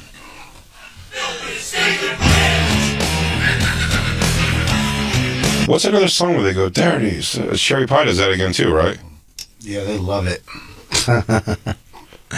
I like braggadocious 80s rock is the best. That's where we got the I'm a Happy Camper clip from. It's the guy from Wasp, the bass player. He's just sitting in he's sitting in leather pants on a float in his pool. This is Bonfire context. He's sitting on a float in his pool while his mom smokes like Virginia Slims in a mansion. He's just pouring alcohol into his mouth. He's so fucked up.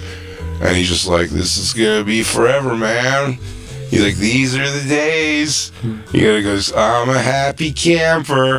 And we took that clip because, and now you can also see, like, I think like 5-6 years ago, he's like selling like car parts out of his house, and he just looks like shit, and it's all beaten up. Yeah, goddamn fucking. It went terrible for him. He's in a mansion, like, I mean, in a pool. It was like, yeah, so funny.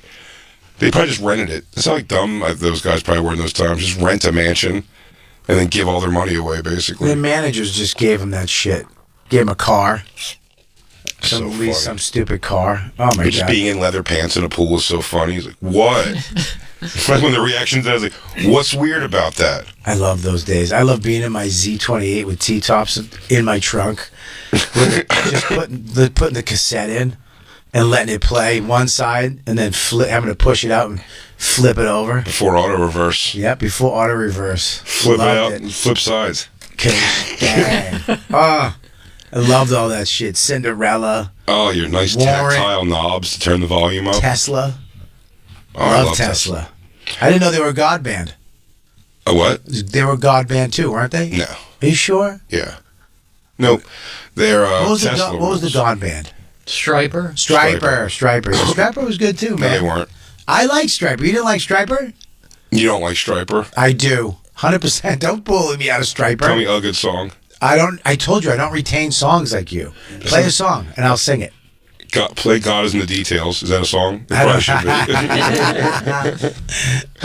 What if God was one of us? Is that Striper? There's only one set of footprints in the sand. What's their biggest hit? This is To Hell with the Devil. That's it. That is it. Turn That's it their up. biggest hit. No. Wait for the... Okay. Hey, this computer's still fucked up from the last time I was in here 2 years ago.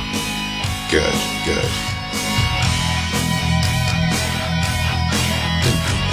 Well, they have to hire one straight guy to fix the equipment here. There we go. Listen to that, the bass. Dum, dum, dum, dum, dum, dum. To be clear, I've been gay since the day I was born, but even though I knew it somewhere in my head, I didn't want to face the facts of what that meant. Biltmore Drive wasn't exactly Christopher Street. I didn't know anyone who was gay unless you count the waitress at the St. Louis restaurant. My mom always doted on no such man. She called them cheerful, but I didn't have any faith for her love. Cheerful waitress would translate to her son. I too was cheerful. Striper eats shit, but Tesla rules. Maybe you're right. I fucking hate Striper. Tesla rips. And that was their big hit. I didn't even know I didn't like him. I thought I liked him for all this time. Tesla was the shit. You liked, they looked cool in video because they were all wearing Black and yellow. Yeah. Jay, we didn't get to them. No, but after this break, though, I feel good about it. We might. We'll be right back, and hopefully we'll get to these little songy doos. NASCAR's biggest stars, Kyle Busch, Joey Logano. return to one of its most historic tracks. Jeff Gordon wins the final race at North Wilkesboro. With $1 million on the line from North Wilkesboro Speedway, it's the NASCAR All-Star Race. Ricky Stenhouse Jr. He wins the $1 million. Sunday nights, 8 Eastern on SiriusXM NASCAR Radio Channel 90 and on the SXM app. At Peter Millar, the details are everything. From fit to fabric to function, we always strive to get it just right. Upgrade your everyday wardrobe with a versatile lineup that'll see you through the changing seasons and style. Our best-selling apparel takes an elevated approach to casual essentials with innovative seasonal designs, rich colors, and soft fabrics, all with the same focus on exceptional craftsmanship you've come to expect from Peter Millar. Experience the intersection of performance and luxury. From lightweight transitional layers to laid-back coastal-inspired styles, our latest apparel captures the essence of lived-in softness and timeless appeal. With sophisticated weekday wear and weekend casual pieces, plus stretch performance designs for on and off the golf course, Peter Millar consistently delivers incredible comfort, impeccable style, and ultimate adaptability for all your wardrobe needs. Browse the entire collection today at petermillar.com. Get free shipping, effortless returns, and receive a complimentary gift with your purchase at petermillar.com/faction.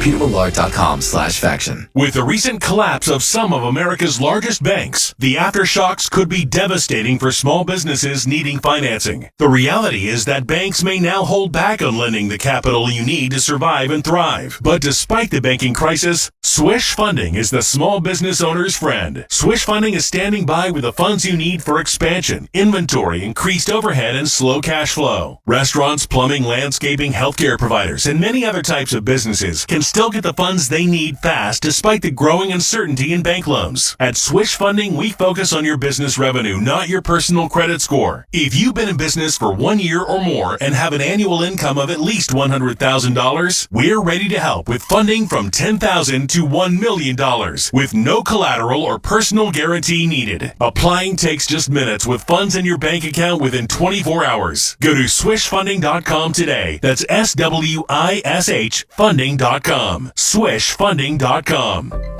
Your next success begins with University of Maryland Global Campus.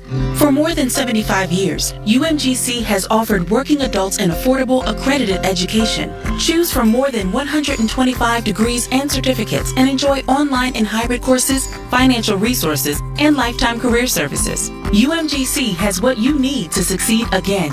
No application fee if you apply by May 31st. Learn more at umgc.edu. Certified to operate by Chev.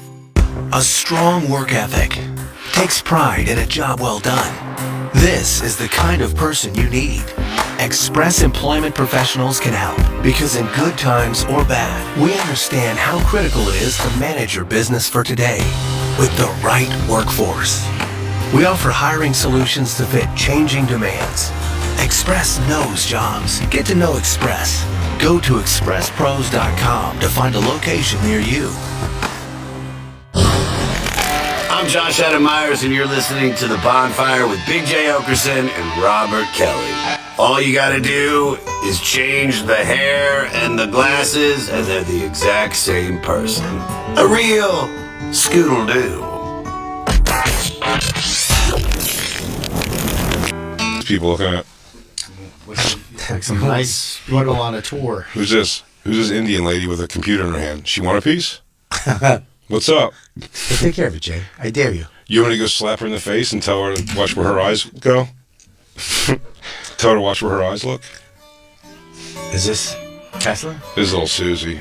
You can skip forward. It's got an 18-minute intro. It's like fucking Stairway to Heaven. Tesla was big on that. Oh, this love song. Yeah, this is great, too. Great voice. The video. This is when you can be a skinny guy and dance like this.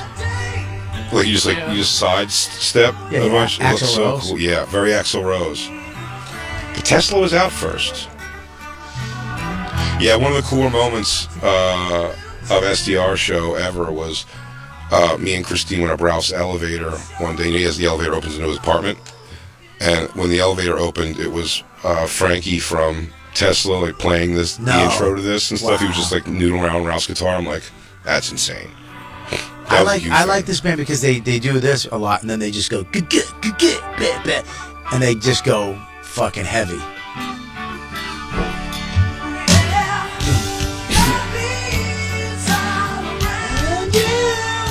This isn't heavy, but they do have heavy songs. You got a head? What's another song? What's up?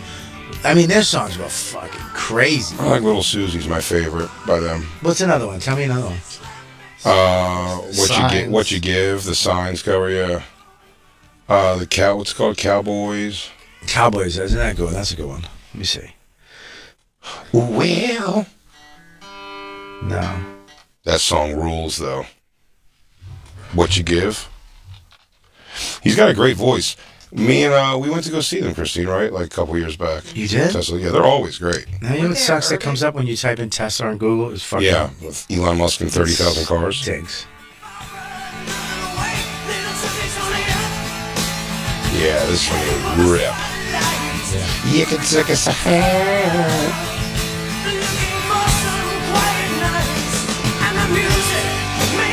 Feel so hot. Bobby was T-tops, cruising down the street. You don't care.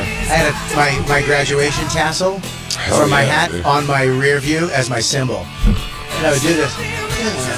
You finish your Mr. Pibb and throw it out the T-top? Yeah. And I'd hit the symbol and I'd grab it. I used to do that with girls in the car. That was my move, one of my moves. You do the cymbal hit I for do the them cymbal. on the air drum. I go boops and I grab it and I hit it again. Really? I swear to God. When do you think it ended where you could maybe even get pussy by your air drumming or air guitaring. Those days are over for sure. Long gone. Days are over. You can't. But there was a time where you can if you were listening to Van Halen in your car and you did this, if you had the ball sack to go up here like that on the neck. That might get your dick sucked in the car. 100% you get blown. I'm just going to do an eruption real quick. Air drumming in the car is always annoying, but even air guitar you can get away with. Andy loves it. Andy loves air guitaring. Oh, he does? Fiore. Fiore. Or Cohen. I'll tell you what. So Andy Fiore. I'll tell you what. Air drumming because air drumming is annoying and visually disturbing. You add that graduation symbol, that little tassel. Yeah, it's even more. And it's better because you actually get the visual. As I'm hitting it, it's flying, and then you grab it. That becomes your symbol. Yeah, dude, it's my symbol, dude. That's not bad. I mean, it got me a lot of sex. See me? Here's what I do. I'm on the steering wheel, okay? Yeah. And some version of my thumbs or fingers, depending on what is going to be, my right hand's going to be. Even though it's over here. My muscle memory is at hi-hats here, so this is the finger doing hi-hat. Mm-hmm. Thumb is my snare, and then when I'm going to cymbal crash, it's forefinger. No, mine was. So that's what I do. So I'm like, it's. Mine was hand on the steering wheel, right? Thumbs driving, hand down, and then go to the cymbal, and then and then go over to the tassel, and that would visually just. So this is a different time. Yeah, it's a different time. Your girl's like looking at you like, oh my god, I can't believe this guy's unbelievable. I'm saying now it's unacceptable to air drum that. I couldn't be in my car like doing this while I'm driving. It would be like fucking crazy. So I just keep it while I'm driving. Like I'm saying, my today air drum. I still air drum every song I listen to. It's just happening. Thumbs and finger would be my. Yeah. Me and Max were in the car last night. I told you he loves driving to Tool now. Like he'll be like, Dad, let's go take a ride. Highway, Tool, and a red light. We're going home playing sober. And he's just air drumming.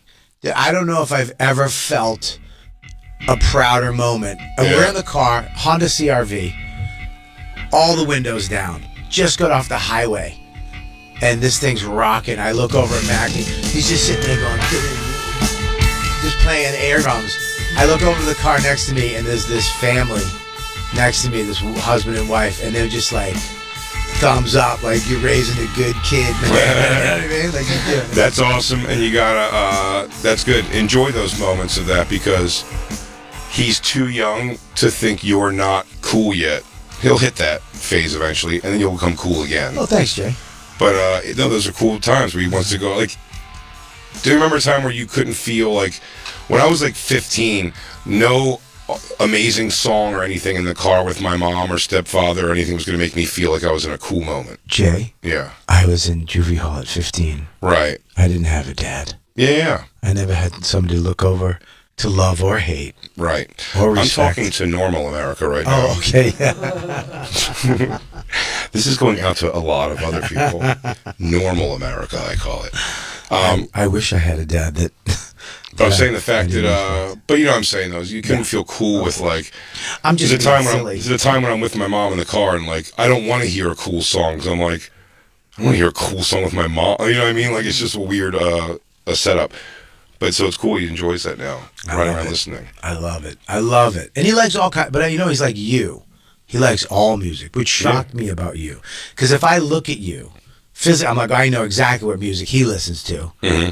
You know, that's what I think a lot of people think. Yeah, it's funny when clubs will do that don't know me. They're like, "Well, Big J's coming in." Well, and like the manager will walk into me and say something like, "Do I got a pretty cool playlist go out there for your audience? Amon Amarth and Piercing the Veil or something." Yeah, the sound guy comes in. He's like, "Hey, dude, I'm going to bring you up to Shit Puddle." You good with that? What? Yeah. Like literally, I'm always like. Especially with shows, like I've said this before, but I'm like, keep it buoyant. Like, you want to keep it, like... Fun. Like, put on the silliest 80s music before you do that. Because even that's what's funny is the biggest tattooedest guy there is still going to go, like, you may be right, I may be crazy. Yeah. Yeah. Wow, but it just... It gets people in a better mood than, like, cranking metal before a metal show is awesome. But I also like when some bands do the opposite of that too. Some bands play like really like silly music before they come out. Yeah. And then they come out and like kind of change the energy. Yeah, that's when I was in the car with you, and all of a sudden you went through you just went song to song to song, and you like everything. I mean, we went from Casey and the Sunshine Band to you know, I didn't think that overthink that you were going to be riding down me to Skanks tonight, which you are. Yeah. And already, so in the car, I've already had in my head, I want to thump "Tender Love" by the Force MDs, and that's going to be an awkward moment for me and you. Why? It's very sweet. I love this song. Do you know it? Of course I do. Do you remember what movie this was from? What? Oh, wait. Oh, is it a Chevy Chase movie? No, what is it? Wait. Oh my God, I can feel it. It's from the movie Crush Groove. It was in. Was it? Crush Groove, about the making of like Def Jam, basically. Was this in something else though? Probably.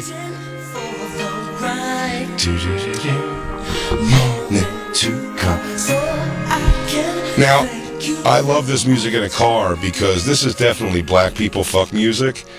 But black people fuck music is never going to work for my style of fuck at all. Like, this is not a song that makes me think. Slow dance for sure. A makeout for sure. But this is not fucking music for me. This is sweaty, in shape black people sex. Yeah. Just really where the faces, they're both making a face like this. Yeah. Like this far away from each other. Yeah, you're right. Yeah. You're only going in and out like a centimeter. Yeah, you just see perfectly muscular asses bouncing up and down like that, dude. And that's their faces. He's covering both of her nipples. Yeah, that's not mine. That's not my kind of fucking. So I'd listen to the car and sing it. What is your type of fucking? What is your fucking? What are you fucking to? My fucking? Yeah. Throwing the tones, dude. That's always easy for me. Put on, this makes total sense. Put on Ohms. That song of Ohms I like. This is it, dude. This is you fucking, but how? Describe the position you're in. Just, hey, take off your fucking panties. We only got a few minutes. I am. Yeah. While you dry, spit in your hand and rub it in there. You want me to vacuum or you want to do this? You gonna talk or you want me to suck your tits? All right. Crank it up, Lou. And this I just come with a pounding. In, out, in, out, in, out, in, out. Ear bite. Neck suck. In, out, in, out, in, out, in, out. Ass grab. Nip crank. In, out, in, out. I'm gonna come now. I eat your box while I wait for the jigglies to go away.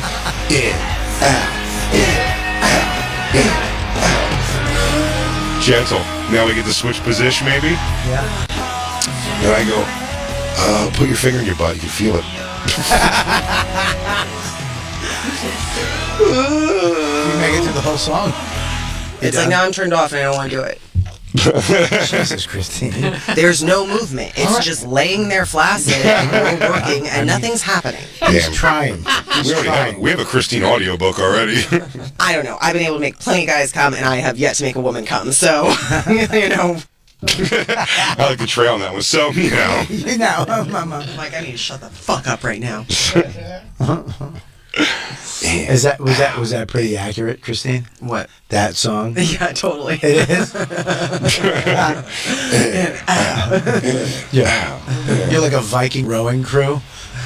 You don't do music, Lou? No. It's always Pearl Jam if it would be, right? No, it always ruins it more than it helps. Music in general? Yeah, like I've tried certain channels. She can't hear you? I said, do you want me to put my fingers in you? In my experience, it doesn't seem to help. So you just do noises. You don't play it like a Spanish music, like dum dum dum dum dum dum. I just do dirty talking. El cantito. Oh, you know that thing, the tape you had us put on our mouth so we could sleep? Yeah, it's called hostage tape. You killed her? We used it for a sexual aid. What? Would you put it over the hole of your penis so you came and your balls filled up bigger? She put it on her tits as a pasties. Nice. That's kind of hot. Yeah. You can use hostage tape as pasties so her nips don't come out through her wife beater, so it doesn't look like it with a full Puerto Rican at the park. It was working. Really? Wait. Yeah. This is sexual. How's it a sexual tool? She covered her nips. Yeah, she got great boobs. She got great boobs? I don't... That's great. Good for Sounds her. like, yep. Yep. I was like, yeah. But how is it a sexual... She wore them out. I couldn't use it for what it was for, so she just put it on her. So say funny. It'd be funny in the house. Yes, but also it led to sex. Okay, all right, there. Jesus, Louise. So hostage tape. Fuck yeah. Fuck yeah. So hostage tape is good for breathing and sleeping, and it leads to sex. Yeah. That's great because you like a hostage. Yeah. No, I'd rather it on her mouth. Okay. That's funny. Lou goes, hey, you want to have sex? Let me get the tape. Let me get your mouth tape. Did you try it? I tried it again with a nap. It didn't seem to work. I feel like I want to breathe through my mouth. Yeah, I know, but that's the problem. That's You got to calm train down and yourself. breathe through your nose. I know, but I don't. There might be more things going on than you know about. What the fuck is going on? I might have what do you call that? Sleep shit? apnea? Fat tongue? Yeah. You got fat All tongue? that. All You got fat tongue? You get big teeth, fat tongue, sleep apnea? But you got fat tongue. I'm just saying. I don't Get want. Wicky's fat tongue. I don't want to die that way. You get loose larynx? If you die from Beats tape in your mouth, you are not long for this world, my friend. I'm not. Jacob, your fuck music is, I think, the same. You don't use any, you said? I don't use any. I don't have a machine. I don't have anything in my bedroom. It's insane to me. I fucked to the Philly song. The new one. The new one. Only one dance per episode. Don't make me do it again. I think everyone should fuck with music. I'm not opposed to it. I just don't Just have never something picked in any. the. No, I don't have anything in the. I don't have any speaker system in my room. Your phone. Now, the phone's not a good way to do it. It's too tinny. Tinny? Yeah, for... Put it in a cup. That's a move, but still, you want to immerse yourself in the music. It has to sound good. Me and Don can't fuck to music. Why? Because we have a 9-year-old. If he starts throwing up And or they'll something know. happens. Because they'll know. Yeah, I don't want him to know. I don't want him to ever just see us banging. Yeah. Because that never goes away. That's why me and Christine can't have kids, because they're going to know when they hear me going in, out, in, out, in, out. Nipple twist. Nipple twist. Ow. Donkey punch. Ow. In, out, in, out, in, out. Spin kick. Ow. Pile driver. Ow. In, out, in. Yeah, I'm a happy camper. Oh, there he is. Yeah. Yes, Jacob? Come on, Jacob. You got something. Jacob. I can't say this. Say it. Producer Jacob can't win out this time. Why? Honey? Never mind. Come on. Come on. Is that Jacob? Honey, is that you? Keep in mind, this could be edited. We can I have don't know. I'd be uncomfortable. Come on, be Well, on. we're not live. I so- just showed my dead toenail. That was a lot. I think less of Bobby. No, though. I think it's. What the fuck? It's Wait not a gonna Be minute. good for the dynamic. It's not gonna be good dynamic. Dead. What? Come on, go ahead, do it. You want to fuck Christine with certain kind of music? You want to fuck Christina in, out, in, out, Yeah. in, out. Yeah. All right, relax, Christina. She's super in. I mean, she's. Oh my God. Say it. Trust us. You don't trust us. You need to trust us. It's time. We only have This like 3 time. minutes No, left. you're gonna Okay. like this. Perfect amount of time. Go ahead. You want to do it to what? You want to do I Christina went to what? bed Thursday. I had my first sex dream about Christine. What? You had I don't know what. Live show Monday. Live show Monday. Live show Monday for sure. I can't. We already talked about it. Live show Monday. I can't. Was that good? I don't think I can bring this up. Wow. Why not? I've been trying to psychoanalyze this. You for- absolutely can bring this up. You can absolutely bring it up. No, we'll Are do you it. sure nobody's upset? Buddy. Oh, I don't give a shit. Buddy. Please. All right. Well, so you don't give a shit. Listen. I'll tell you if you're over imagining it. I mean, that fucking laugh. Oh my God, that was. She I was don't like, laugh she in bed, Bobby. sucked me sideways. We had a girl in bed with me and Christine laugh one time, which was a goofy laugh too. It was a real humdinger. Yeah. It was, I forget what was even said that was funny. She's going, like, she laughed like God. She laughed like a goofy vampire? Yeah. It was very bizarre. Now you must die. I asked before we wrapped up what the Johnsons make love to. Yeah. Johnsons? Wait, sorry. Hang on. Boom. Unless it starts with oral.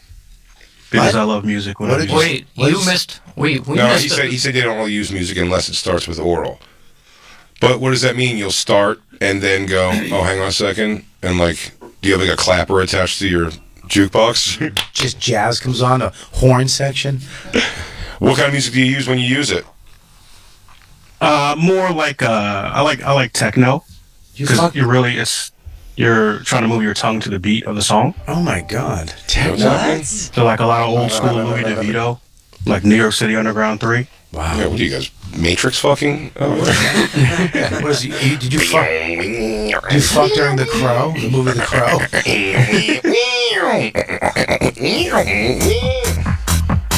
Yeah. Oh, that's a good beat.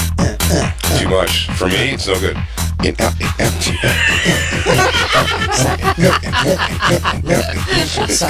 No, this is for tongue motion, so just try to move your tongue to the beat. Donkey punch. I don't. Where's the window where you put a finger in her ass? I don't do that. Oh. You put your finger in your wife's ass. What's wrong with you? Yeah, that's true. No. Especially if they had kids, you know, stick a bushel of You're grapes right. back up in there. I do not put a finger up my wife's ass in a long, long time. Whoa. We also haven't lived together for a long time. That's a good one. I like that one. I might try that one. A little techno? I'll be over in 5 seconds. Duh. I'm done. Especially if she's on her belly. Dude. Well, we did it. We did what? We got through the whole show, and we did not talk about one of these singers. Oh, God. I'm proud of us, guys. That's good. That means we were flowing, showing, growing. Ooh, You suck it to me, I suck it to you. You, chop chop, take your holy ass out of this place. Big J. Oakerson. He'll be in South Carolina May 19th. Hershey, PA, May 20th. After that, he'll be in Las Vegas. The streets that are paved with gold. They'll have a fully loaded tour. Wow, you'll be on that. That's a big show. For tickets and all other tour dates, please visit bigjcomedy.com. Oh, yeah. Well, don't plug that one. Don't plug that. No? No, I'm gonna be. We're gonna be in Cincinnati, Columbus, Okay. Ohio, New Hampshire. Just go to my website, tickets, and the audio version of Killbox is up on louisck.com. It's Go to everywhere. RobertKellyLive.com for tickets to all your shows. See Bobby Live. Don't fuck this up. We'll catch you guys next week, Monday. Until then, I'll suck it to you. Suck it to me, I suck it to you. Am I the meanest? Sure not. Am I the prettiest? Sure not. Am I the baddest mofo low down around this town? Sure not. I can't hear you. Sure not. Yeah.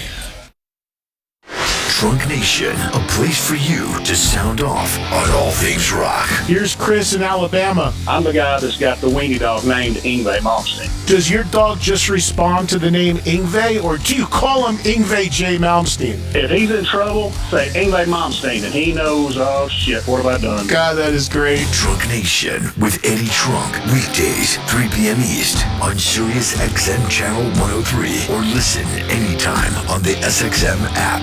Relive the awesome and the awkward.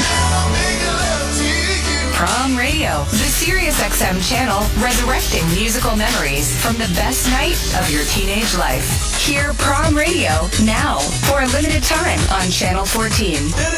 Or listen anytime, year-round in the SXM app, where you can also explore exclusive prom mixes by decade, from vintage to the 80s to the 2000s. I'm Martin Hoke, the inventor of Navage Nasal Care, and I love Navage. I've told you about how your nose is the body's air filter, that Navage's powered suction will help flush out allergens, viruses, mucus, and germs, and that Navage will help you breathe better. But what do other people say about Navage? Like Haley, quote, Navage is the best thing I bought. I love it. My nose feels so clear now and I can breathe. I've been struggling with a stuffy nose for weeks. I bought Navage and it's amazing. Or this one. I use Navage every night, could not imagine life without it. I have 5 cats, and before I found Navage, I was a clogged mess. Now I breathe so much better. Unquote. Those are 2 of over 100,000 online reviews praising Navage, the all-natural solution trusted by over 3 million people to help you breathe better, sleep deeper, snore less, and stay healthier without drugs. Navage is available at Walmart, CVS, Walgreens, Target, Rite Aid, and online. Navage, N-A-V-A-G-E, clean nose, healthy life. Finding great people to hire is like trying to find a needle in a haystack. It's pretty difficult, right? Well, ZipRecruiter has mastered finding a needle in a haystack. So they take it to the next level. They make hiring so simple that it's like finding a needle in a needle stack. And that's why you should try ZipRecruiter for free at ZipRecruiter.com/comedy. Here's what it's like to use ZipRecruiter. They have so many qualified candidates that it's easier to find the right ones for your roles. In fact, 4 out of 5 employers who post on ZipRecruiter get a quality candidate within the first day. That's a lot of needles. So how do they do it? ZipRecruiter's powerful technology sends you candidates who are a great match for your job, and you can even invite your top choices to apply. So if you want less hay and more needles, head to ZipRecruiter. ZipRecruiter, the smartest way to hire. And right now, you can try ZipRecruiter for free. That's right, free at ZipRecruiter.com/comedy. That's ZipRecruiter.com/comedy. ZipRecruiter.com/comedy. With the recent collapse of some of America's largest banks, the aftershocks could be devastating for small businesses needing financing. The reality is that banks may now hold back on lending the capital you need to survive and thrive. But despite the banking crisis, Swish Funding is the small business owner's friend. Swish Funding is standing by with the funds you need for expansion, inventory, increased overhead, and slow cash flow. Restaurants, plumbing, landscaping, healthcare providers, and many other types of businesses can still get the funds they need fast despite the growing uncertainty in bank loans. At Swish Funding, we focus on your business revenue, not your personal credit score. If you've been in business for 1 year or more and have an annual income of at least $100,000, we're ready to help with funding from $10,000 to $1 million with no collateral or personal guarantee needed. Applying takes just minutes with funds in your bank account within 24 hours. Go to swishfunding.com today. That's SWISH funding.com. Swishfunding.com. I'm Dave Matthews, cordially inviting you to take a walk around the moon. No, not literally. That's the name of my new album, and I'll be introducing every song. A track-by-track tour through the new DMB album, Walk Around the Moon, throughout the weekend, premiering tomorrow at 9 a.m. Eastern, 6 Pacific. On Dave Matthews Band Radio, Sirius XM 30. Or anytime in the SXM app, free with all trials and popular plans. Feeling boxed in by cable? Now's the time to break free from that overpriced TV bill and switch to Philo. With Philo, you'll get 70-plus channels live and on demand, plus an unlimited DVR, all for just $25 a month. You'll get the same channels you love, like AMC, Discovery, Hallmark Channel, Lifetime, MTV, Nickelodeon, TLC, VH1, and more, all for a fraction of the cost of cable. And the unlimited DVR lets you save tons of your favorite movies and shows for a year, so you can catch up on your schedule. That's endless entertainment at your fingertips. Best of all, switching to Philo could save you hundreds of dollars a year on your TV bill, making cutting the cord a no-brainer decision. You can even try Philo free for the first week, and because there's no contract, you can cancel at any time. But you probably won't, because who doesn't love saving money? So think outside the box and stay within your budget. Sign up with Philo today. It's super easy and takes way less time than calling your cable company to cancel your subscription. Visit philo.tv/cutthecord to get started today. Dish is sending employees out into communities to tell people about a better way to watch all their favorite entertainment. Hey sir, how about those gas prices? Brutal. Wouldn't it be nice if some prices could stay the same for the next 3 years? Yeah, right. Who can do that? Dish. Get the 3-year TV price guarantee and undo TV inflation only with Dish. To learn more, call 1-844-CALL-DISH or visit dish.com. New and qualifying former customers only. Credit qualification, 2-year commitment and early termination fee and e-auto pay required. Taxes, fees, and add-ons extra. Attention travelers, book your next trip with Gate 1 Travel today. Gate 1 Travel has been bringing ease and comfort to traveling for over 40 years. Book your next trip to Europe, Africa, Asia, and the Americas today to save 20%. Get a close-up view of Egypt's Great Pyramid, unique wildlife in any African national park, or marvel at the iconic Colosseum. Find your next adventure at gate1travel.com and save 20% with code RADIO20. That's RADIO20. Offer expires May 31st and valid for escorted land tours and river cruises. Heading down the road, Garmin leading the way.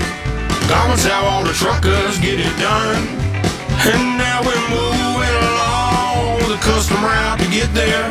Diesel's all you need, it's all in one. Diesel's all you need, it's all in one. We're talking about a large navigation screen with custom routes made just for your rig. When you pull up to your stop, it switches to a clear overhead view of your destination. The Garmin Diesel Series, and that's spelled D-E-Z-L, y'all.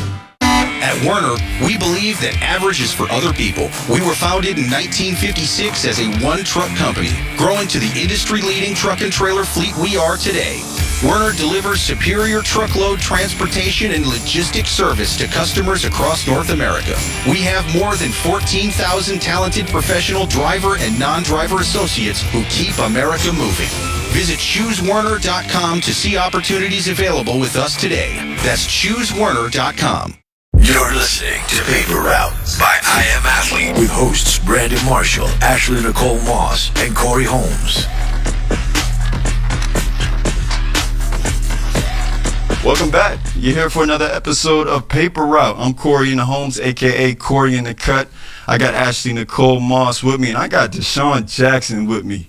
And we got a wonderful show for y'all today. How my two road dogs feeling? Did you mess up your own name?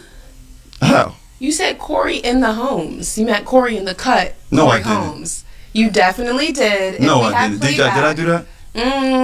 No way I opened the show like that. Low key. Low key. Oh my gosh. You said Corey in the Holmes when you meant to say I'm Corey Holmes. I'm aka Corey in the Holmes. Cut. That's really wild. I'm Corey Holmes, aka Corey in the Cut. I could have swore it came out just like that. I'm with Ashley Nicole Moss and Deshaun Jackson. There you go. No way I fumbled the bag off the top like that.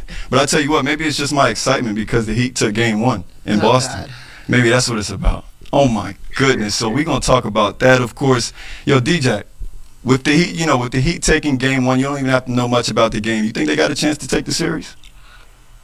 Man, from the get-go, I honestly, I knew the Heat definitely could make some noise in this series. What I didn't think they was going to take game 1 in Boston, I didn't think they was going to be able to make that possible. Mm-hmm. Jimmy Butler, man, I don't know if too many people are familiar, but last year when they lost to Boston, he specifically said, we're going to have a better chance and we're going to have better pieces. And we're not going to forget this moment. So I think Jimmy Butler had a lot of things on his chest he had to get off last night. And, man, he played a hell of a game last night. And I'm excited to see this series right here, man. Miami, with them being the 8th seed and playing in the the play-in, to get to where they're at now in the conference finals, I didn't see that coming, man. So I'm excited to see how this series is going to turn out. Because everybody's talking about Boston and the Lakers. So I think, the underdogs are stepping up right now. I'm excited for this one. Absolutely, man. We got D-Jack. We got Antoine Walker coming on later, one of our other NBA basketball contributors, so we'll get his thoughts on that. But actually, real quick, we're going to dive into it a little bit later. How you feeling about the Heat right now after game 1? I don't have any comments. Oh my God. The Knickerbocker fan in her don't even want to address it. She don't even want to talk about it. No, I will say, I'm not somebody who likes to make series predictions off of one game. I think in the course of a 7-game series, a lot can happen, a lot will happen. I will say though that the thing that makes me nervous about Boston and works on the side of favor for Miami is, and Shaq was speaking about this, and this is something that I've spoken about, regarding this Boston team specifically, is their style of play is way too roller coaster. It's up, it's down. You never know which version of the Boston Celtics you're going to get night in and night out. Miami, whether win or lose, they play consistent. Sometimes it works in their favor and sometimes it doesn't. But for the most part, of course, there are adjustments and different schemes and things that Spoelstra will do, for different games, different series. But you know which version of that team you're going to get. And, every team has a bad night. Sometimes they'll have a bad night. But for the most part, you know what version you'll get. you can't play how the Boston Celtics played last night, where it's like, you know what, we're going to start playing basketball in the second half. You know, you can't do that. You can maybe do that against the Atlanta Hawks. You can maybe do that, you know, against the 76ers. You can't do that against a Miami Heat team. You also can't do that against a Miami Heat team that is better, I believe, is better coached. Spoelstra's been there before. He has multiple rings. Joe Mazzulla, not taking anything away from him and what he'll accomplish in the NBA, he's a young coach. He's still kind of you know, the saying goes, he's wet behind the ears a little bit. So he's still trying to go ahead and figure certain things out. And Spoelstra is the coach that will go ahead and capitalize off of every mistake that you make. So, like I said, I still have Boston winning the series, but I do think that they're going to have to play Boston Celtics basketball, their best basketball consistently, or Miami can definitely steal this. Yep. Matt, you listen to Paper Route on Faction Talk, Sirius XM, channel 103. And we got Deshaun Jackson on with us, and of course I'm with Ashley Nicole Moss. Yo, now D-Jack, we're going to get into, you know, some football stuff. Yesterday we heard from Christian McCaffrey, you know, on his trade to the 49ers and, you know, what emotions he felt when he initially traded. And we're also going to get your top 5, you know, receivers, right, going into the 2023 season.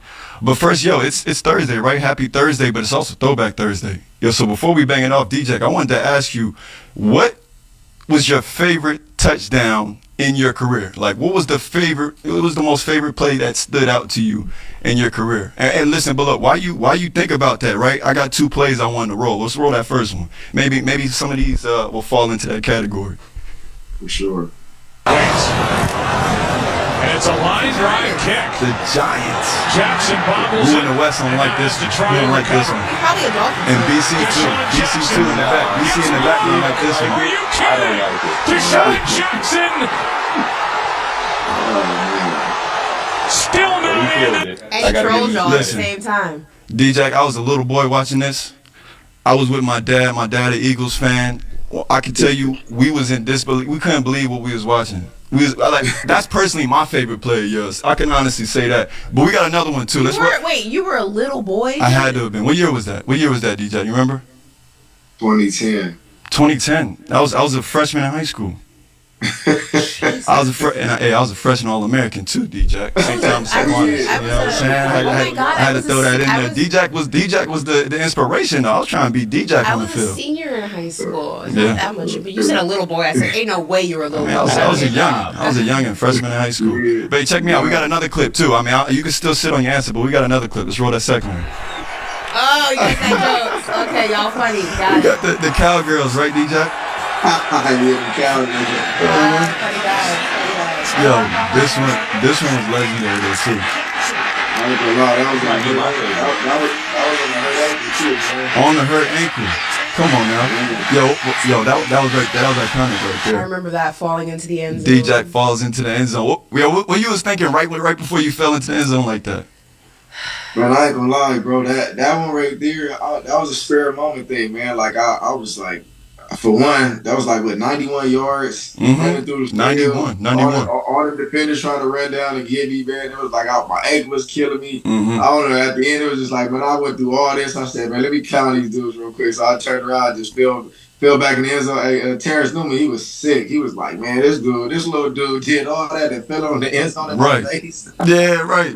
But I mean, that was just you, right? When you were in your prime, like, you just gonna take over a game in a split second, right? 91 yards. So I mean, did one of those two, you know, were one of those two the ones you was thinking that might have been your favorite player, or is it something else? Honestly, man, so the first one obviously was a big one. I think all time one of the biggest plays of my career. When you asked that question, for me, it was kind of hard to even answer because, you know, I had so many big plays, you know, iconic plays. But it was one more that I would have thought about, too, was the first play of Monday Night Football when we played Washington in D.C. Michael Vick threw that big post to you. 80-yard pass. But overall, if I had to pick one, it'd definitely be the punt return versus the Giants, man. Just to end the game, 30 seconds left. To send them home after they thought they was making the playoffs. That was their run. They was going crazy. I think the year before, I don't know if they went to the Super Bowl the year before or the year after, but like that year was huge for them. They thought they was about to go back to the playoffs, the Super Bowl. So For them to lose that game, like, man, every New Yorker, every Giant fan, they literally can't stand me, bro, off that one play. Right. Sorry, Woo. Sorry, BC. I'm sorry we had to do that to y'all. Either, You know what I'm but saying? for different reasons, obviously. But no. I'll be getting random people be like, man, I can't stand you. I'm like, why, man? Like, yeah, you know what you did. Right. Hey, man, but we needed that highlight. Honestly, we needed that. The people Who's the needed one that. player you can't stand because you have bad memories, like of what they used to do to your team? Who, me? No, Corey. Who's the one player you can't stand because like they used to do terrible things to Miami Dolphins? Tom Brady. I mean, yeah, got it. Well, not because you know what, the Dolphins always seem to get the Patriots number here and there though. Like on like a prime time, it'd be randomly on like a prime time game. We'll just beat the Patriots. Then you remember the miracle in Miami? That was one of the. Okay, so who would be the player then? But player, who? You said. I mean, man, No, yeah, I it's know, gotta right? be a It's player. just like We can't do front office. no, That's cheating. It was just teams in general, but like I can't think Okay, of what one. team then? The Bills, honestly, I've been tired of the Bills as of late, right? The Bills been getting on my nerves as of late. They really been working us in that division. But I don't know, man. It's like I'm just a forward thinker. I've been thinking about what the future looks like for the Lame Dolphins. answer. That's D-Jack, what about you? What's one player or one team that, like, when you were playing, and even maybe today, you still harbor just mad animosity towards? That's a good question. I don't know. I would think I would have to go back to LaRon Landry when he played for Washington. Man, it was one of them hated rivalries, hated players that me and him kind of never really liked each other on the field.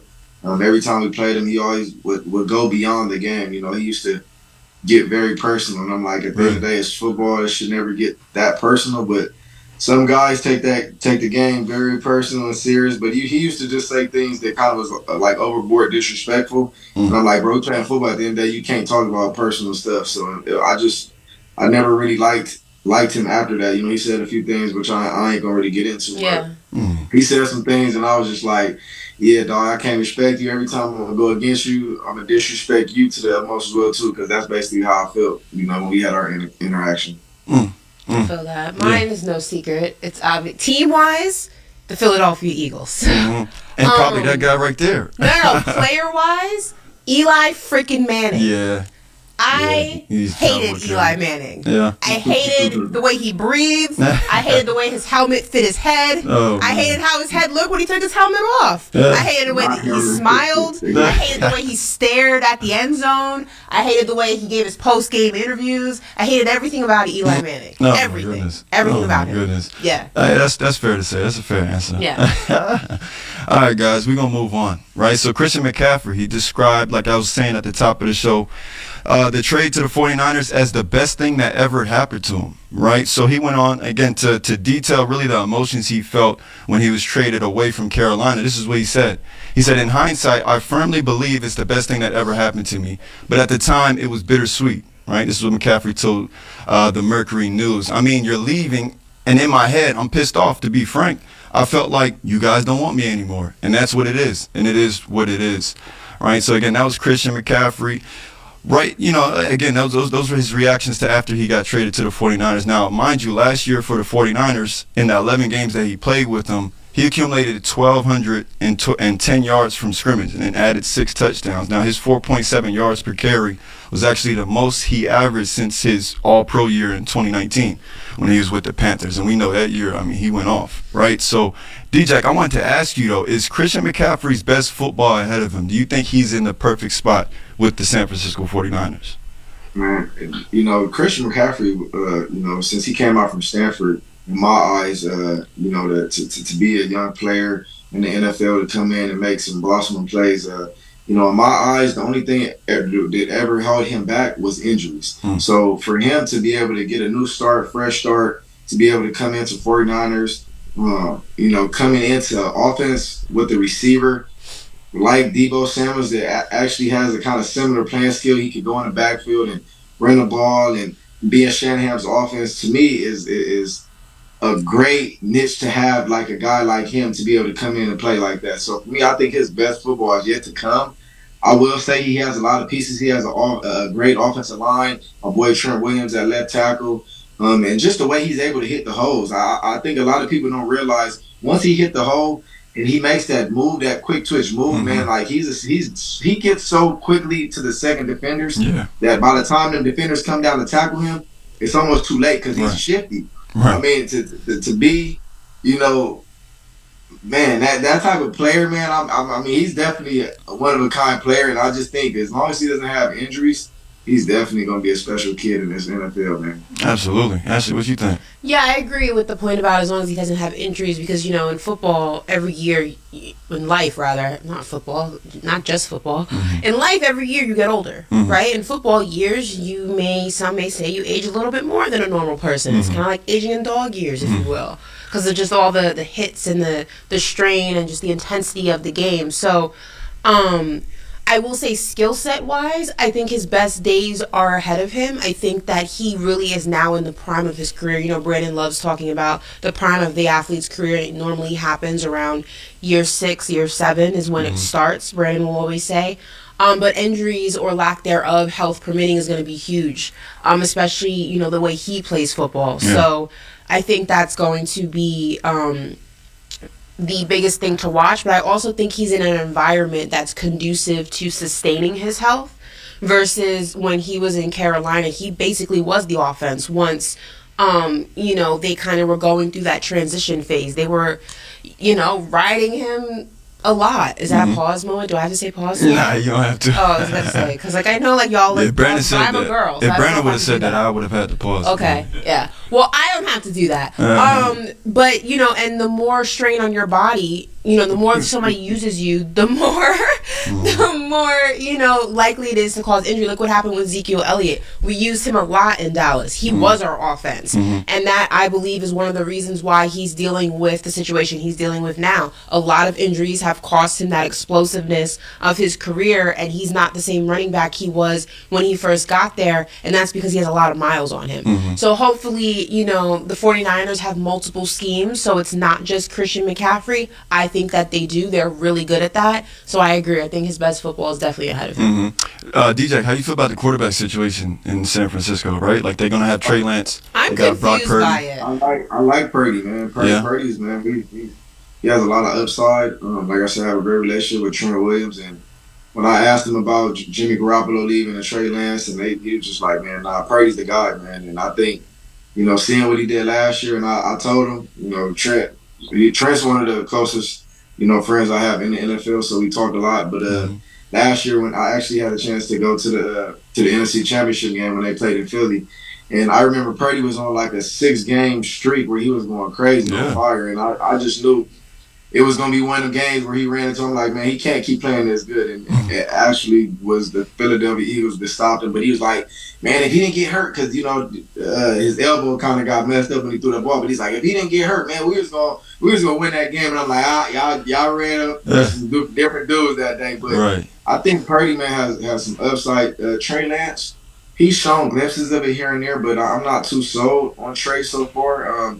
But yeah, Purdy, man, I think Purdy's a guy, man. I think he's going to have a heck of a year this year. Yeah. My only confusion is if you don't go with Trey Lance, Brock Purdy's coming off of a shoulder injury. They say he may or may not be ready to go by training camp. He may or may not be ready to go by preseason. Maybe even a couple of games into the regular season, he may not be ready to go. But let's say hypothetically he is, right? I like Brock Purdy too. Yeah. But let's say hypothetically he's ready to go, Trey Lance is ready to go. What did you draft Trey Lance for? Like, what did you cause that entire situation and then ultimately try to get rid of Jimmy Garoppolo and say we have to get rid of him because Trey's our guy, and then they ended up keeping him because Trey went down and then Jimmy went down and then Brock Purdy got his moment to shine. My confusion is what message does that send when just last season you were trying to protect the psyche of your quarterback, who you made it seem like it was your franchise quarterback because your winning quarterback, Jimmy Garoppolo, who we can say a lot, he does win football games. You were saying you had to remove him from the locker room because it's now Trey Lance's team. He needs to focus on being the leader. You can't do that with Jimmy Garoppolo in the same space as him. And now all of a sudden, Brock Purdy gets his moment to shine. He's the best guy, I would say, right now, because we haven't really seen what Trey Lance can do. But so does that philosophy with the Jimmy Garoppolo situation now go out the window with Brock Purdy? Because that's not what the case was last season. So I'm very confused. Yeah. No, and honestly, they're in a tough predicament, right? Like I must admit, because why I'm optimistic about Brock Purdy is because the sample that we got of him was in like playoff time, right? And it was at the end of the season when teams are really trying to figure out, where they're going to be placed in rankings in the division and whatnot, right? So when we saw him playing, it was against good competition, and he succeeded. He excelled in that small sample size that we got of him. And it's just a combination, too, of like Trey Lance just getting hurt at a very, unfortunate time. And But what is I'm confused on like what is Trey Lance, like what is your goal with Trey Lance? Like why is he there? Yeah. I look at it as this too. We have to kind of step back a moment too and realize too, like they both was in the same draft class, right? Trey Lance went first round, Purdy went a little later in the round, right? So for me, I kind of just sit back and look at it as these are decisions that GMs are making. Guess what? Sometimes these GMs are not always right, and picking first picks and taking this quarterback so early. I mean, look at Tom Brady, and I know it's a long time ago, but Tom Brady was a sixth-round pick. I'm sure all the quarterbacks that was picked before him, first round, first picks, all these guys never showed up and never did anything. So I think we kind of have to step back and say, okay, yeah, he was a first-round pick. And yeah, like why do they step out and make first-round picks like this? But these GMs are not always right sometimes. They pick guys that might not, play out like a fourth-rounder or a sixth-rounder too. So, yeah, I took this guy early, but hey, guess what? I might take a first-rounder, but guess what? My third-rounder might be playing better, or he might turn around faster than the first rounder is. I don't think Trey Lance might not be ready. And sometimes it's a lot of pressure being a first pick, a first round guy. That's a lot of pressure. Everyone's not able really to step into that mode right away and play first round ball, even though, like you said, actually they did take that pick. They did have a lot of confusion last year going back and forth with Jimmy Garoppolo, and they made a big issue. But right now, if we're going to be realistic, Purdy is the guy. And that's in my eyes, he's proven it. Like, I think he's earned it. No, I agree completely. Yeah. I think for me, my thing is like, okay, if Trey Lance comes into the season, into training camp, and he's healthy, let's say both quarterbacks are healthy and ready to go at the start of training camp. You go in, like, I don't know how you can ever see. I agree, Brock Purdy had an incredible season last season, and especially like in that playoff run, but I don't know if you can ever know if Trey Lance is your guy if you never play him. So if you go with the hot hand, which I'm hearing, I agree with you guys, you got to go with the hot hand, but if they both come in healthy, and this was the guy you drafted, and this was the guy that you made it seem last season was your guy, which is why Jimmy Garoppolo had to go. If they're both healthy and you still go with Brock Purdy, how are you supposed to know if this is ever going to be your guy if you never let him play? Yeah. That's my confusion. Like, what's the goal with him then? Like, what are you going to do? DJ, do you think they, allow them to compete in the preseason? Like, is that something realistic that a team would want to do? Or, like, do they let them compete through the first couple of weeks? Obviously, you want to get a good head start on the season. You want to win those games early on in the season. How do they figure this out? It's a sticky situation, man. And, if I went back and put myself in the shoes of a GM, it's tough, man. I honestly, I'm gonna go off of the hot hand, man. I mean, Trey Lance came last year. He was healthy, and unfortunately, he got broken ankle, fractured ankle, whatever the injury was. But for me, I gotta go with the hot hand. If they're both healthy at the time being, I mean, yeah, we can sprinkle in, Purdy and Trey splitting the ones, but it's like, do you really risk that? Because once again, training camp is where you build your camaraderie, you build all that, that you look forward to the end of the season. Them moments of training camp, them reps, that's what you build, for times like coming into the playoffs. So for me, it's a very tough, tricky situation. And I think John Lynch and, Shanahan will do their best to make the decision, that they need for their guy. But if we're going to go off of team and players, I think the players on the team will co-sign more with Purdy, and that's just because they built that camaraderie and he was in there. And I'm not saying nothing bad about Trey Lance, but I'm just going to go off of me being in the locker rooms and being in tough situations. Yeah. I know how these GMs and these coaches are going to make a decision, and that's what have you done for me lately? Have you won games for me? And, Trey Lance hasn't won any games right now. So that's what he has on his edge. Yeah, you made the point, right, that he has more of a connection with the players. And that's why I segue to the quarterbacks, because which quarterback you have on the field is obviously going to affect the play and the production of guys like Deebo Samuel, of guys like George Kittle, of guys like Christian McCaffrey, the guy that we were talking about at the top of this segment. I want to ask you, though, whose offense is this? We know, obviously, the quarterback, that'll probably just be a piece of the offense. This isn't really a team where the quarterback is really the guy. But whose offense is this? Is it Christian McCaffrey's offense or is it Deebo Samuel's offense? No, I still run through Deebo. Yeah. It's just Deebo Samuels, man. I can't remember a player to ever do what he's done. I mean, to go in the backfield and play running back, right, and run the ball how he runs the ball. Like, I see this guy taking on 5 to 6 defenders at one time and still running past him, and then not only running past him, running through him. Right, yeah, straight through him. Yeah, I mean, I would look at it as it being, yeah, it's Deebo Samuel's offense, but you have a running back. You have two running backs. I can't think of the other young running back too. He's had a few injuries too. This, playing for the 49ers. Who's the other running back they have? Yeah, I know we got Woo, our fact checker. He could look that up for us right quick. I know I'm trying to think of who the other back is. Yeah, young dude. The young dude. He's a baller. Yeah, Woo in the West on it. He's on it. He's gonna have it in a couple seconds. Yeah, but I think it definitely still. Wilson, Elijah Mitchell, Jordan Mason. They got Elijah Mitchell. Elijah Mitchell. Yeah, Elijah Mitchell. What is he? Second year, third year? Yeah, he is younger. Yeah, he's good. He's quick too. I like him, and he got size. He's gonna be baller. Yeah. No, I agree. But all right, man.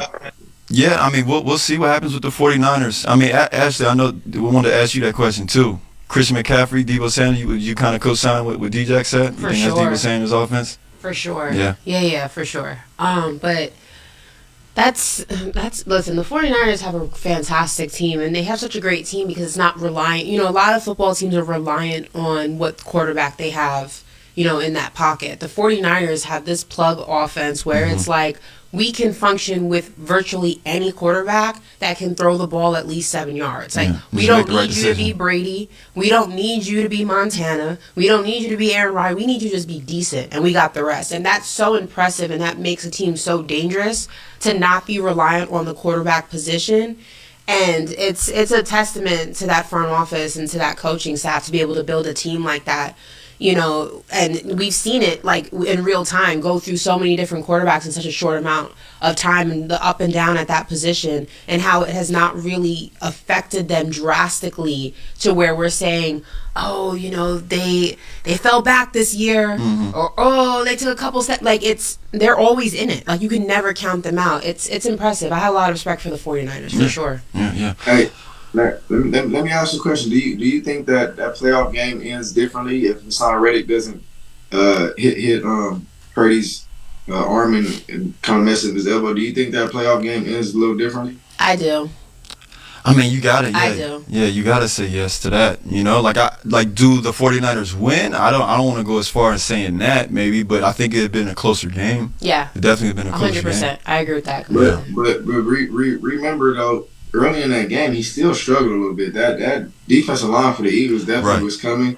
Right. And I don't want to say he was rattled, but he definitely wasn't the Purdy that we was used to seeing the past previous four or five games before that. So, I kind of always go back because they always say, well, I'm talking to Trent, we would have played the Chiefs better than the Eagles played. Like, like the end of the day, the Eagles really didn't play bad. Besides that fumble that Jalen Hurts had when the guy ran it back, I mean, it wasn't really a bad game by the Eagles. It just happened to be. I mean, they scored 35 points. Andy Reid made some heck of adjustments in that second half, man. Yeah. It was a hell of a game, though. But I'm interested to see, man. Purdy, he was on fire for a few games, but I think if we're going to be honest, I think San Francisco 49ers are the talk of the talk in the NFC West. I think they're the top. There was the Rams before that when they had the Super Bowl year. Aaron Donald, all these guys were going crazy. But I think right now they're the team of the NFC West. Yeah, no, I'd say so too, 49ers. All right, D-Jack, it's time though. We're going to hop into your top 5 wide receivers going into 2023. I want to see who's on your list. I want to see if I agree with all top 5. Maybe we'll see if there's some people that we should add in. We'll even see what people in the comments are saying, as you list your 5. But, let's do it. Let's hop into it. Who's your top 5 receivers heading into next season?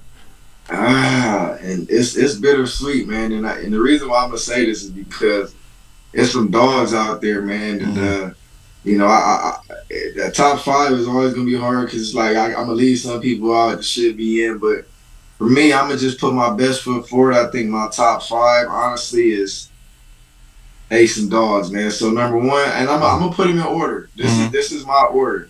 Number 1, I'm gonna go with my boy Devontae Adams, who we talked about yesterday. Okay. Yeah, that's only right. Hands down, I'm going with Devontae. Number 2, I'm gonna go with my boy, and for him to be under 6 feet and the way he plays, I can't fight this one. I'm gonna go with Tyreek Hill. I'm gonna go with Tyreek Hill number 2. He's always in my top 5. Tyreek Hill number 2. Number 3, I'm gonna go with my Buffalo Bill. I'm gonna go with my boy Stephon Diggs. Okay, that's fair. Number 4, I'm gonna go with my young homie. I'm gonna go Double J, Justin Jefferson. Okay, all right. I was hoping he was gonna name him. I'm like, I ain't heard Justin Jefferson yet. Justin Jefferson. And my 5th one, man, I know I'm gonna spice it up a little bit right here, but this dude a dog, man, and I won't say he doesn't get enough credit, but man, the way he plays and his physical style, man, I gotta go with my boy AJ Brown for number 5. Okay. Whoa, no Jamar Chase? Yeah. AJ was one I wasn't expecting. I ain't gonna lie. You heard what I said when I He said he was gonna spice it up. Right, he did say he was gonna spice it up. Spice it up a little bit. So yeah, that's my top 5, man. And, you know, y'all can give me kickback if y'all want, but Jamar Chase, he a dog. I love his game, but it's so hard. Like who I'm gonna take out over him? I know. Like, just who? But AJ Brown, I would taking AJ out over. Yeah, Jamar. you got the Jamar Chases. You also got the Keenan Allens. You know, I think he might be in like the top 7 or 8 conversation maybe. But yeah, no, Jamar Chase. That's interesting. I mean, I think he has a lot. He said he was gonna spice it up. Yeah. All right, let me say why. Okay, my number 5 is AJ Brown. AJ Brown, right? Let's just go back to when he was in Tennessee. He's hands down a vocal. Like you have to keep eyes on him. You can't not think about him. You can't not double him. I mean, his size alone, and not only his size, when he catches the ball, like if we go back over my top 4, like I think he's the best player, physical, style, structure, doesn't really get hurt too much. I mean, he's had a few injuries here and there, but when he has the ball in his hands, all my other top receivers that I have, besides like a Tyreek Hill or somebody like that, like he's gonna run you over. He's gonna be physical. He can run every route. He can be a vertical threat. He's gonna catch the physical catches. He's gonna get hit. He's gonna take a hit, and he's still gonna outrun people. So for me, he has a different size to his game that a lot of people don't really give him credit for. So I would think he might not be the flashy,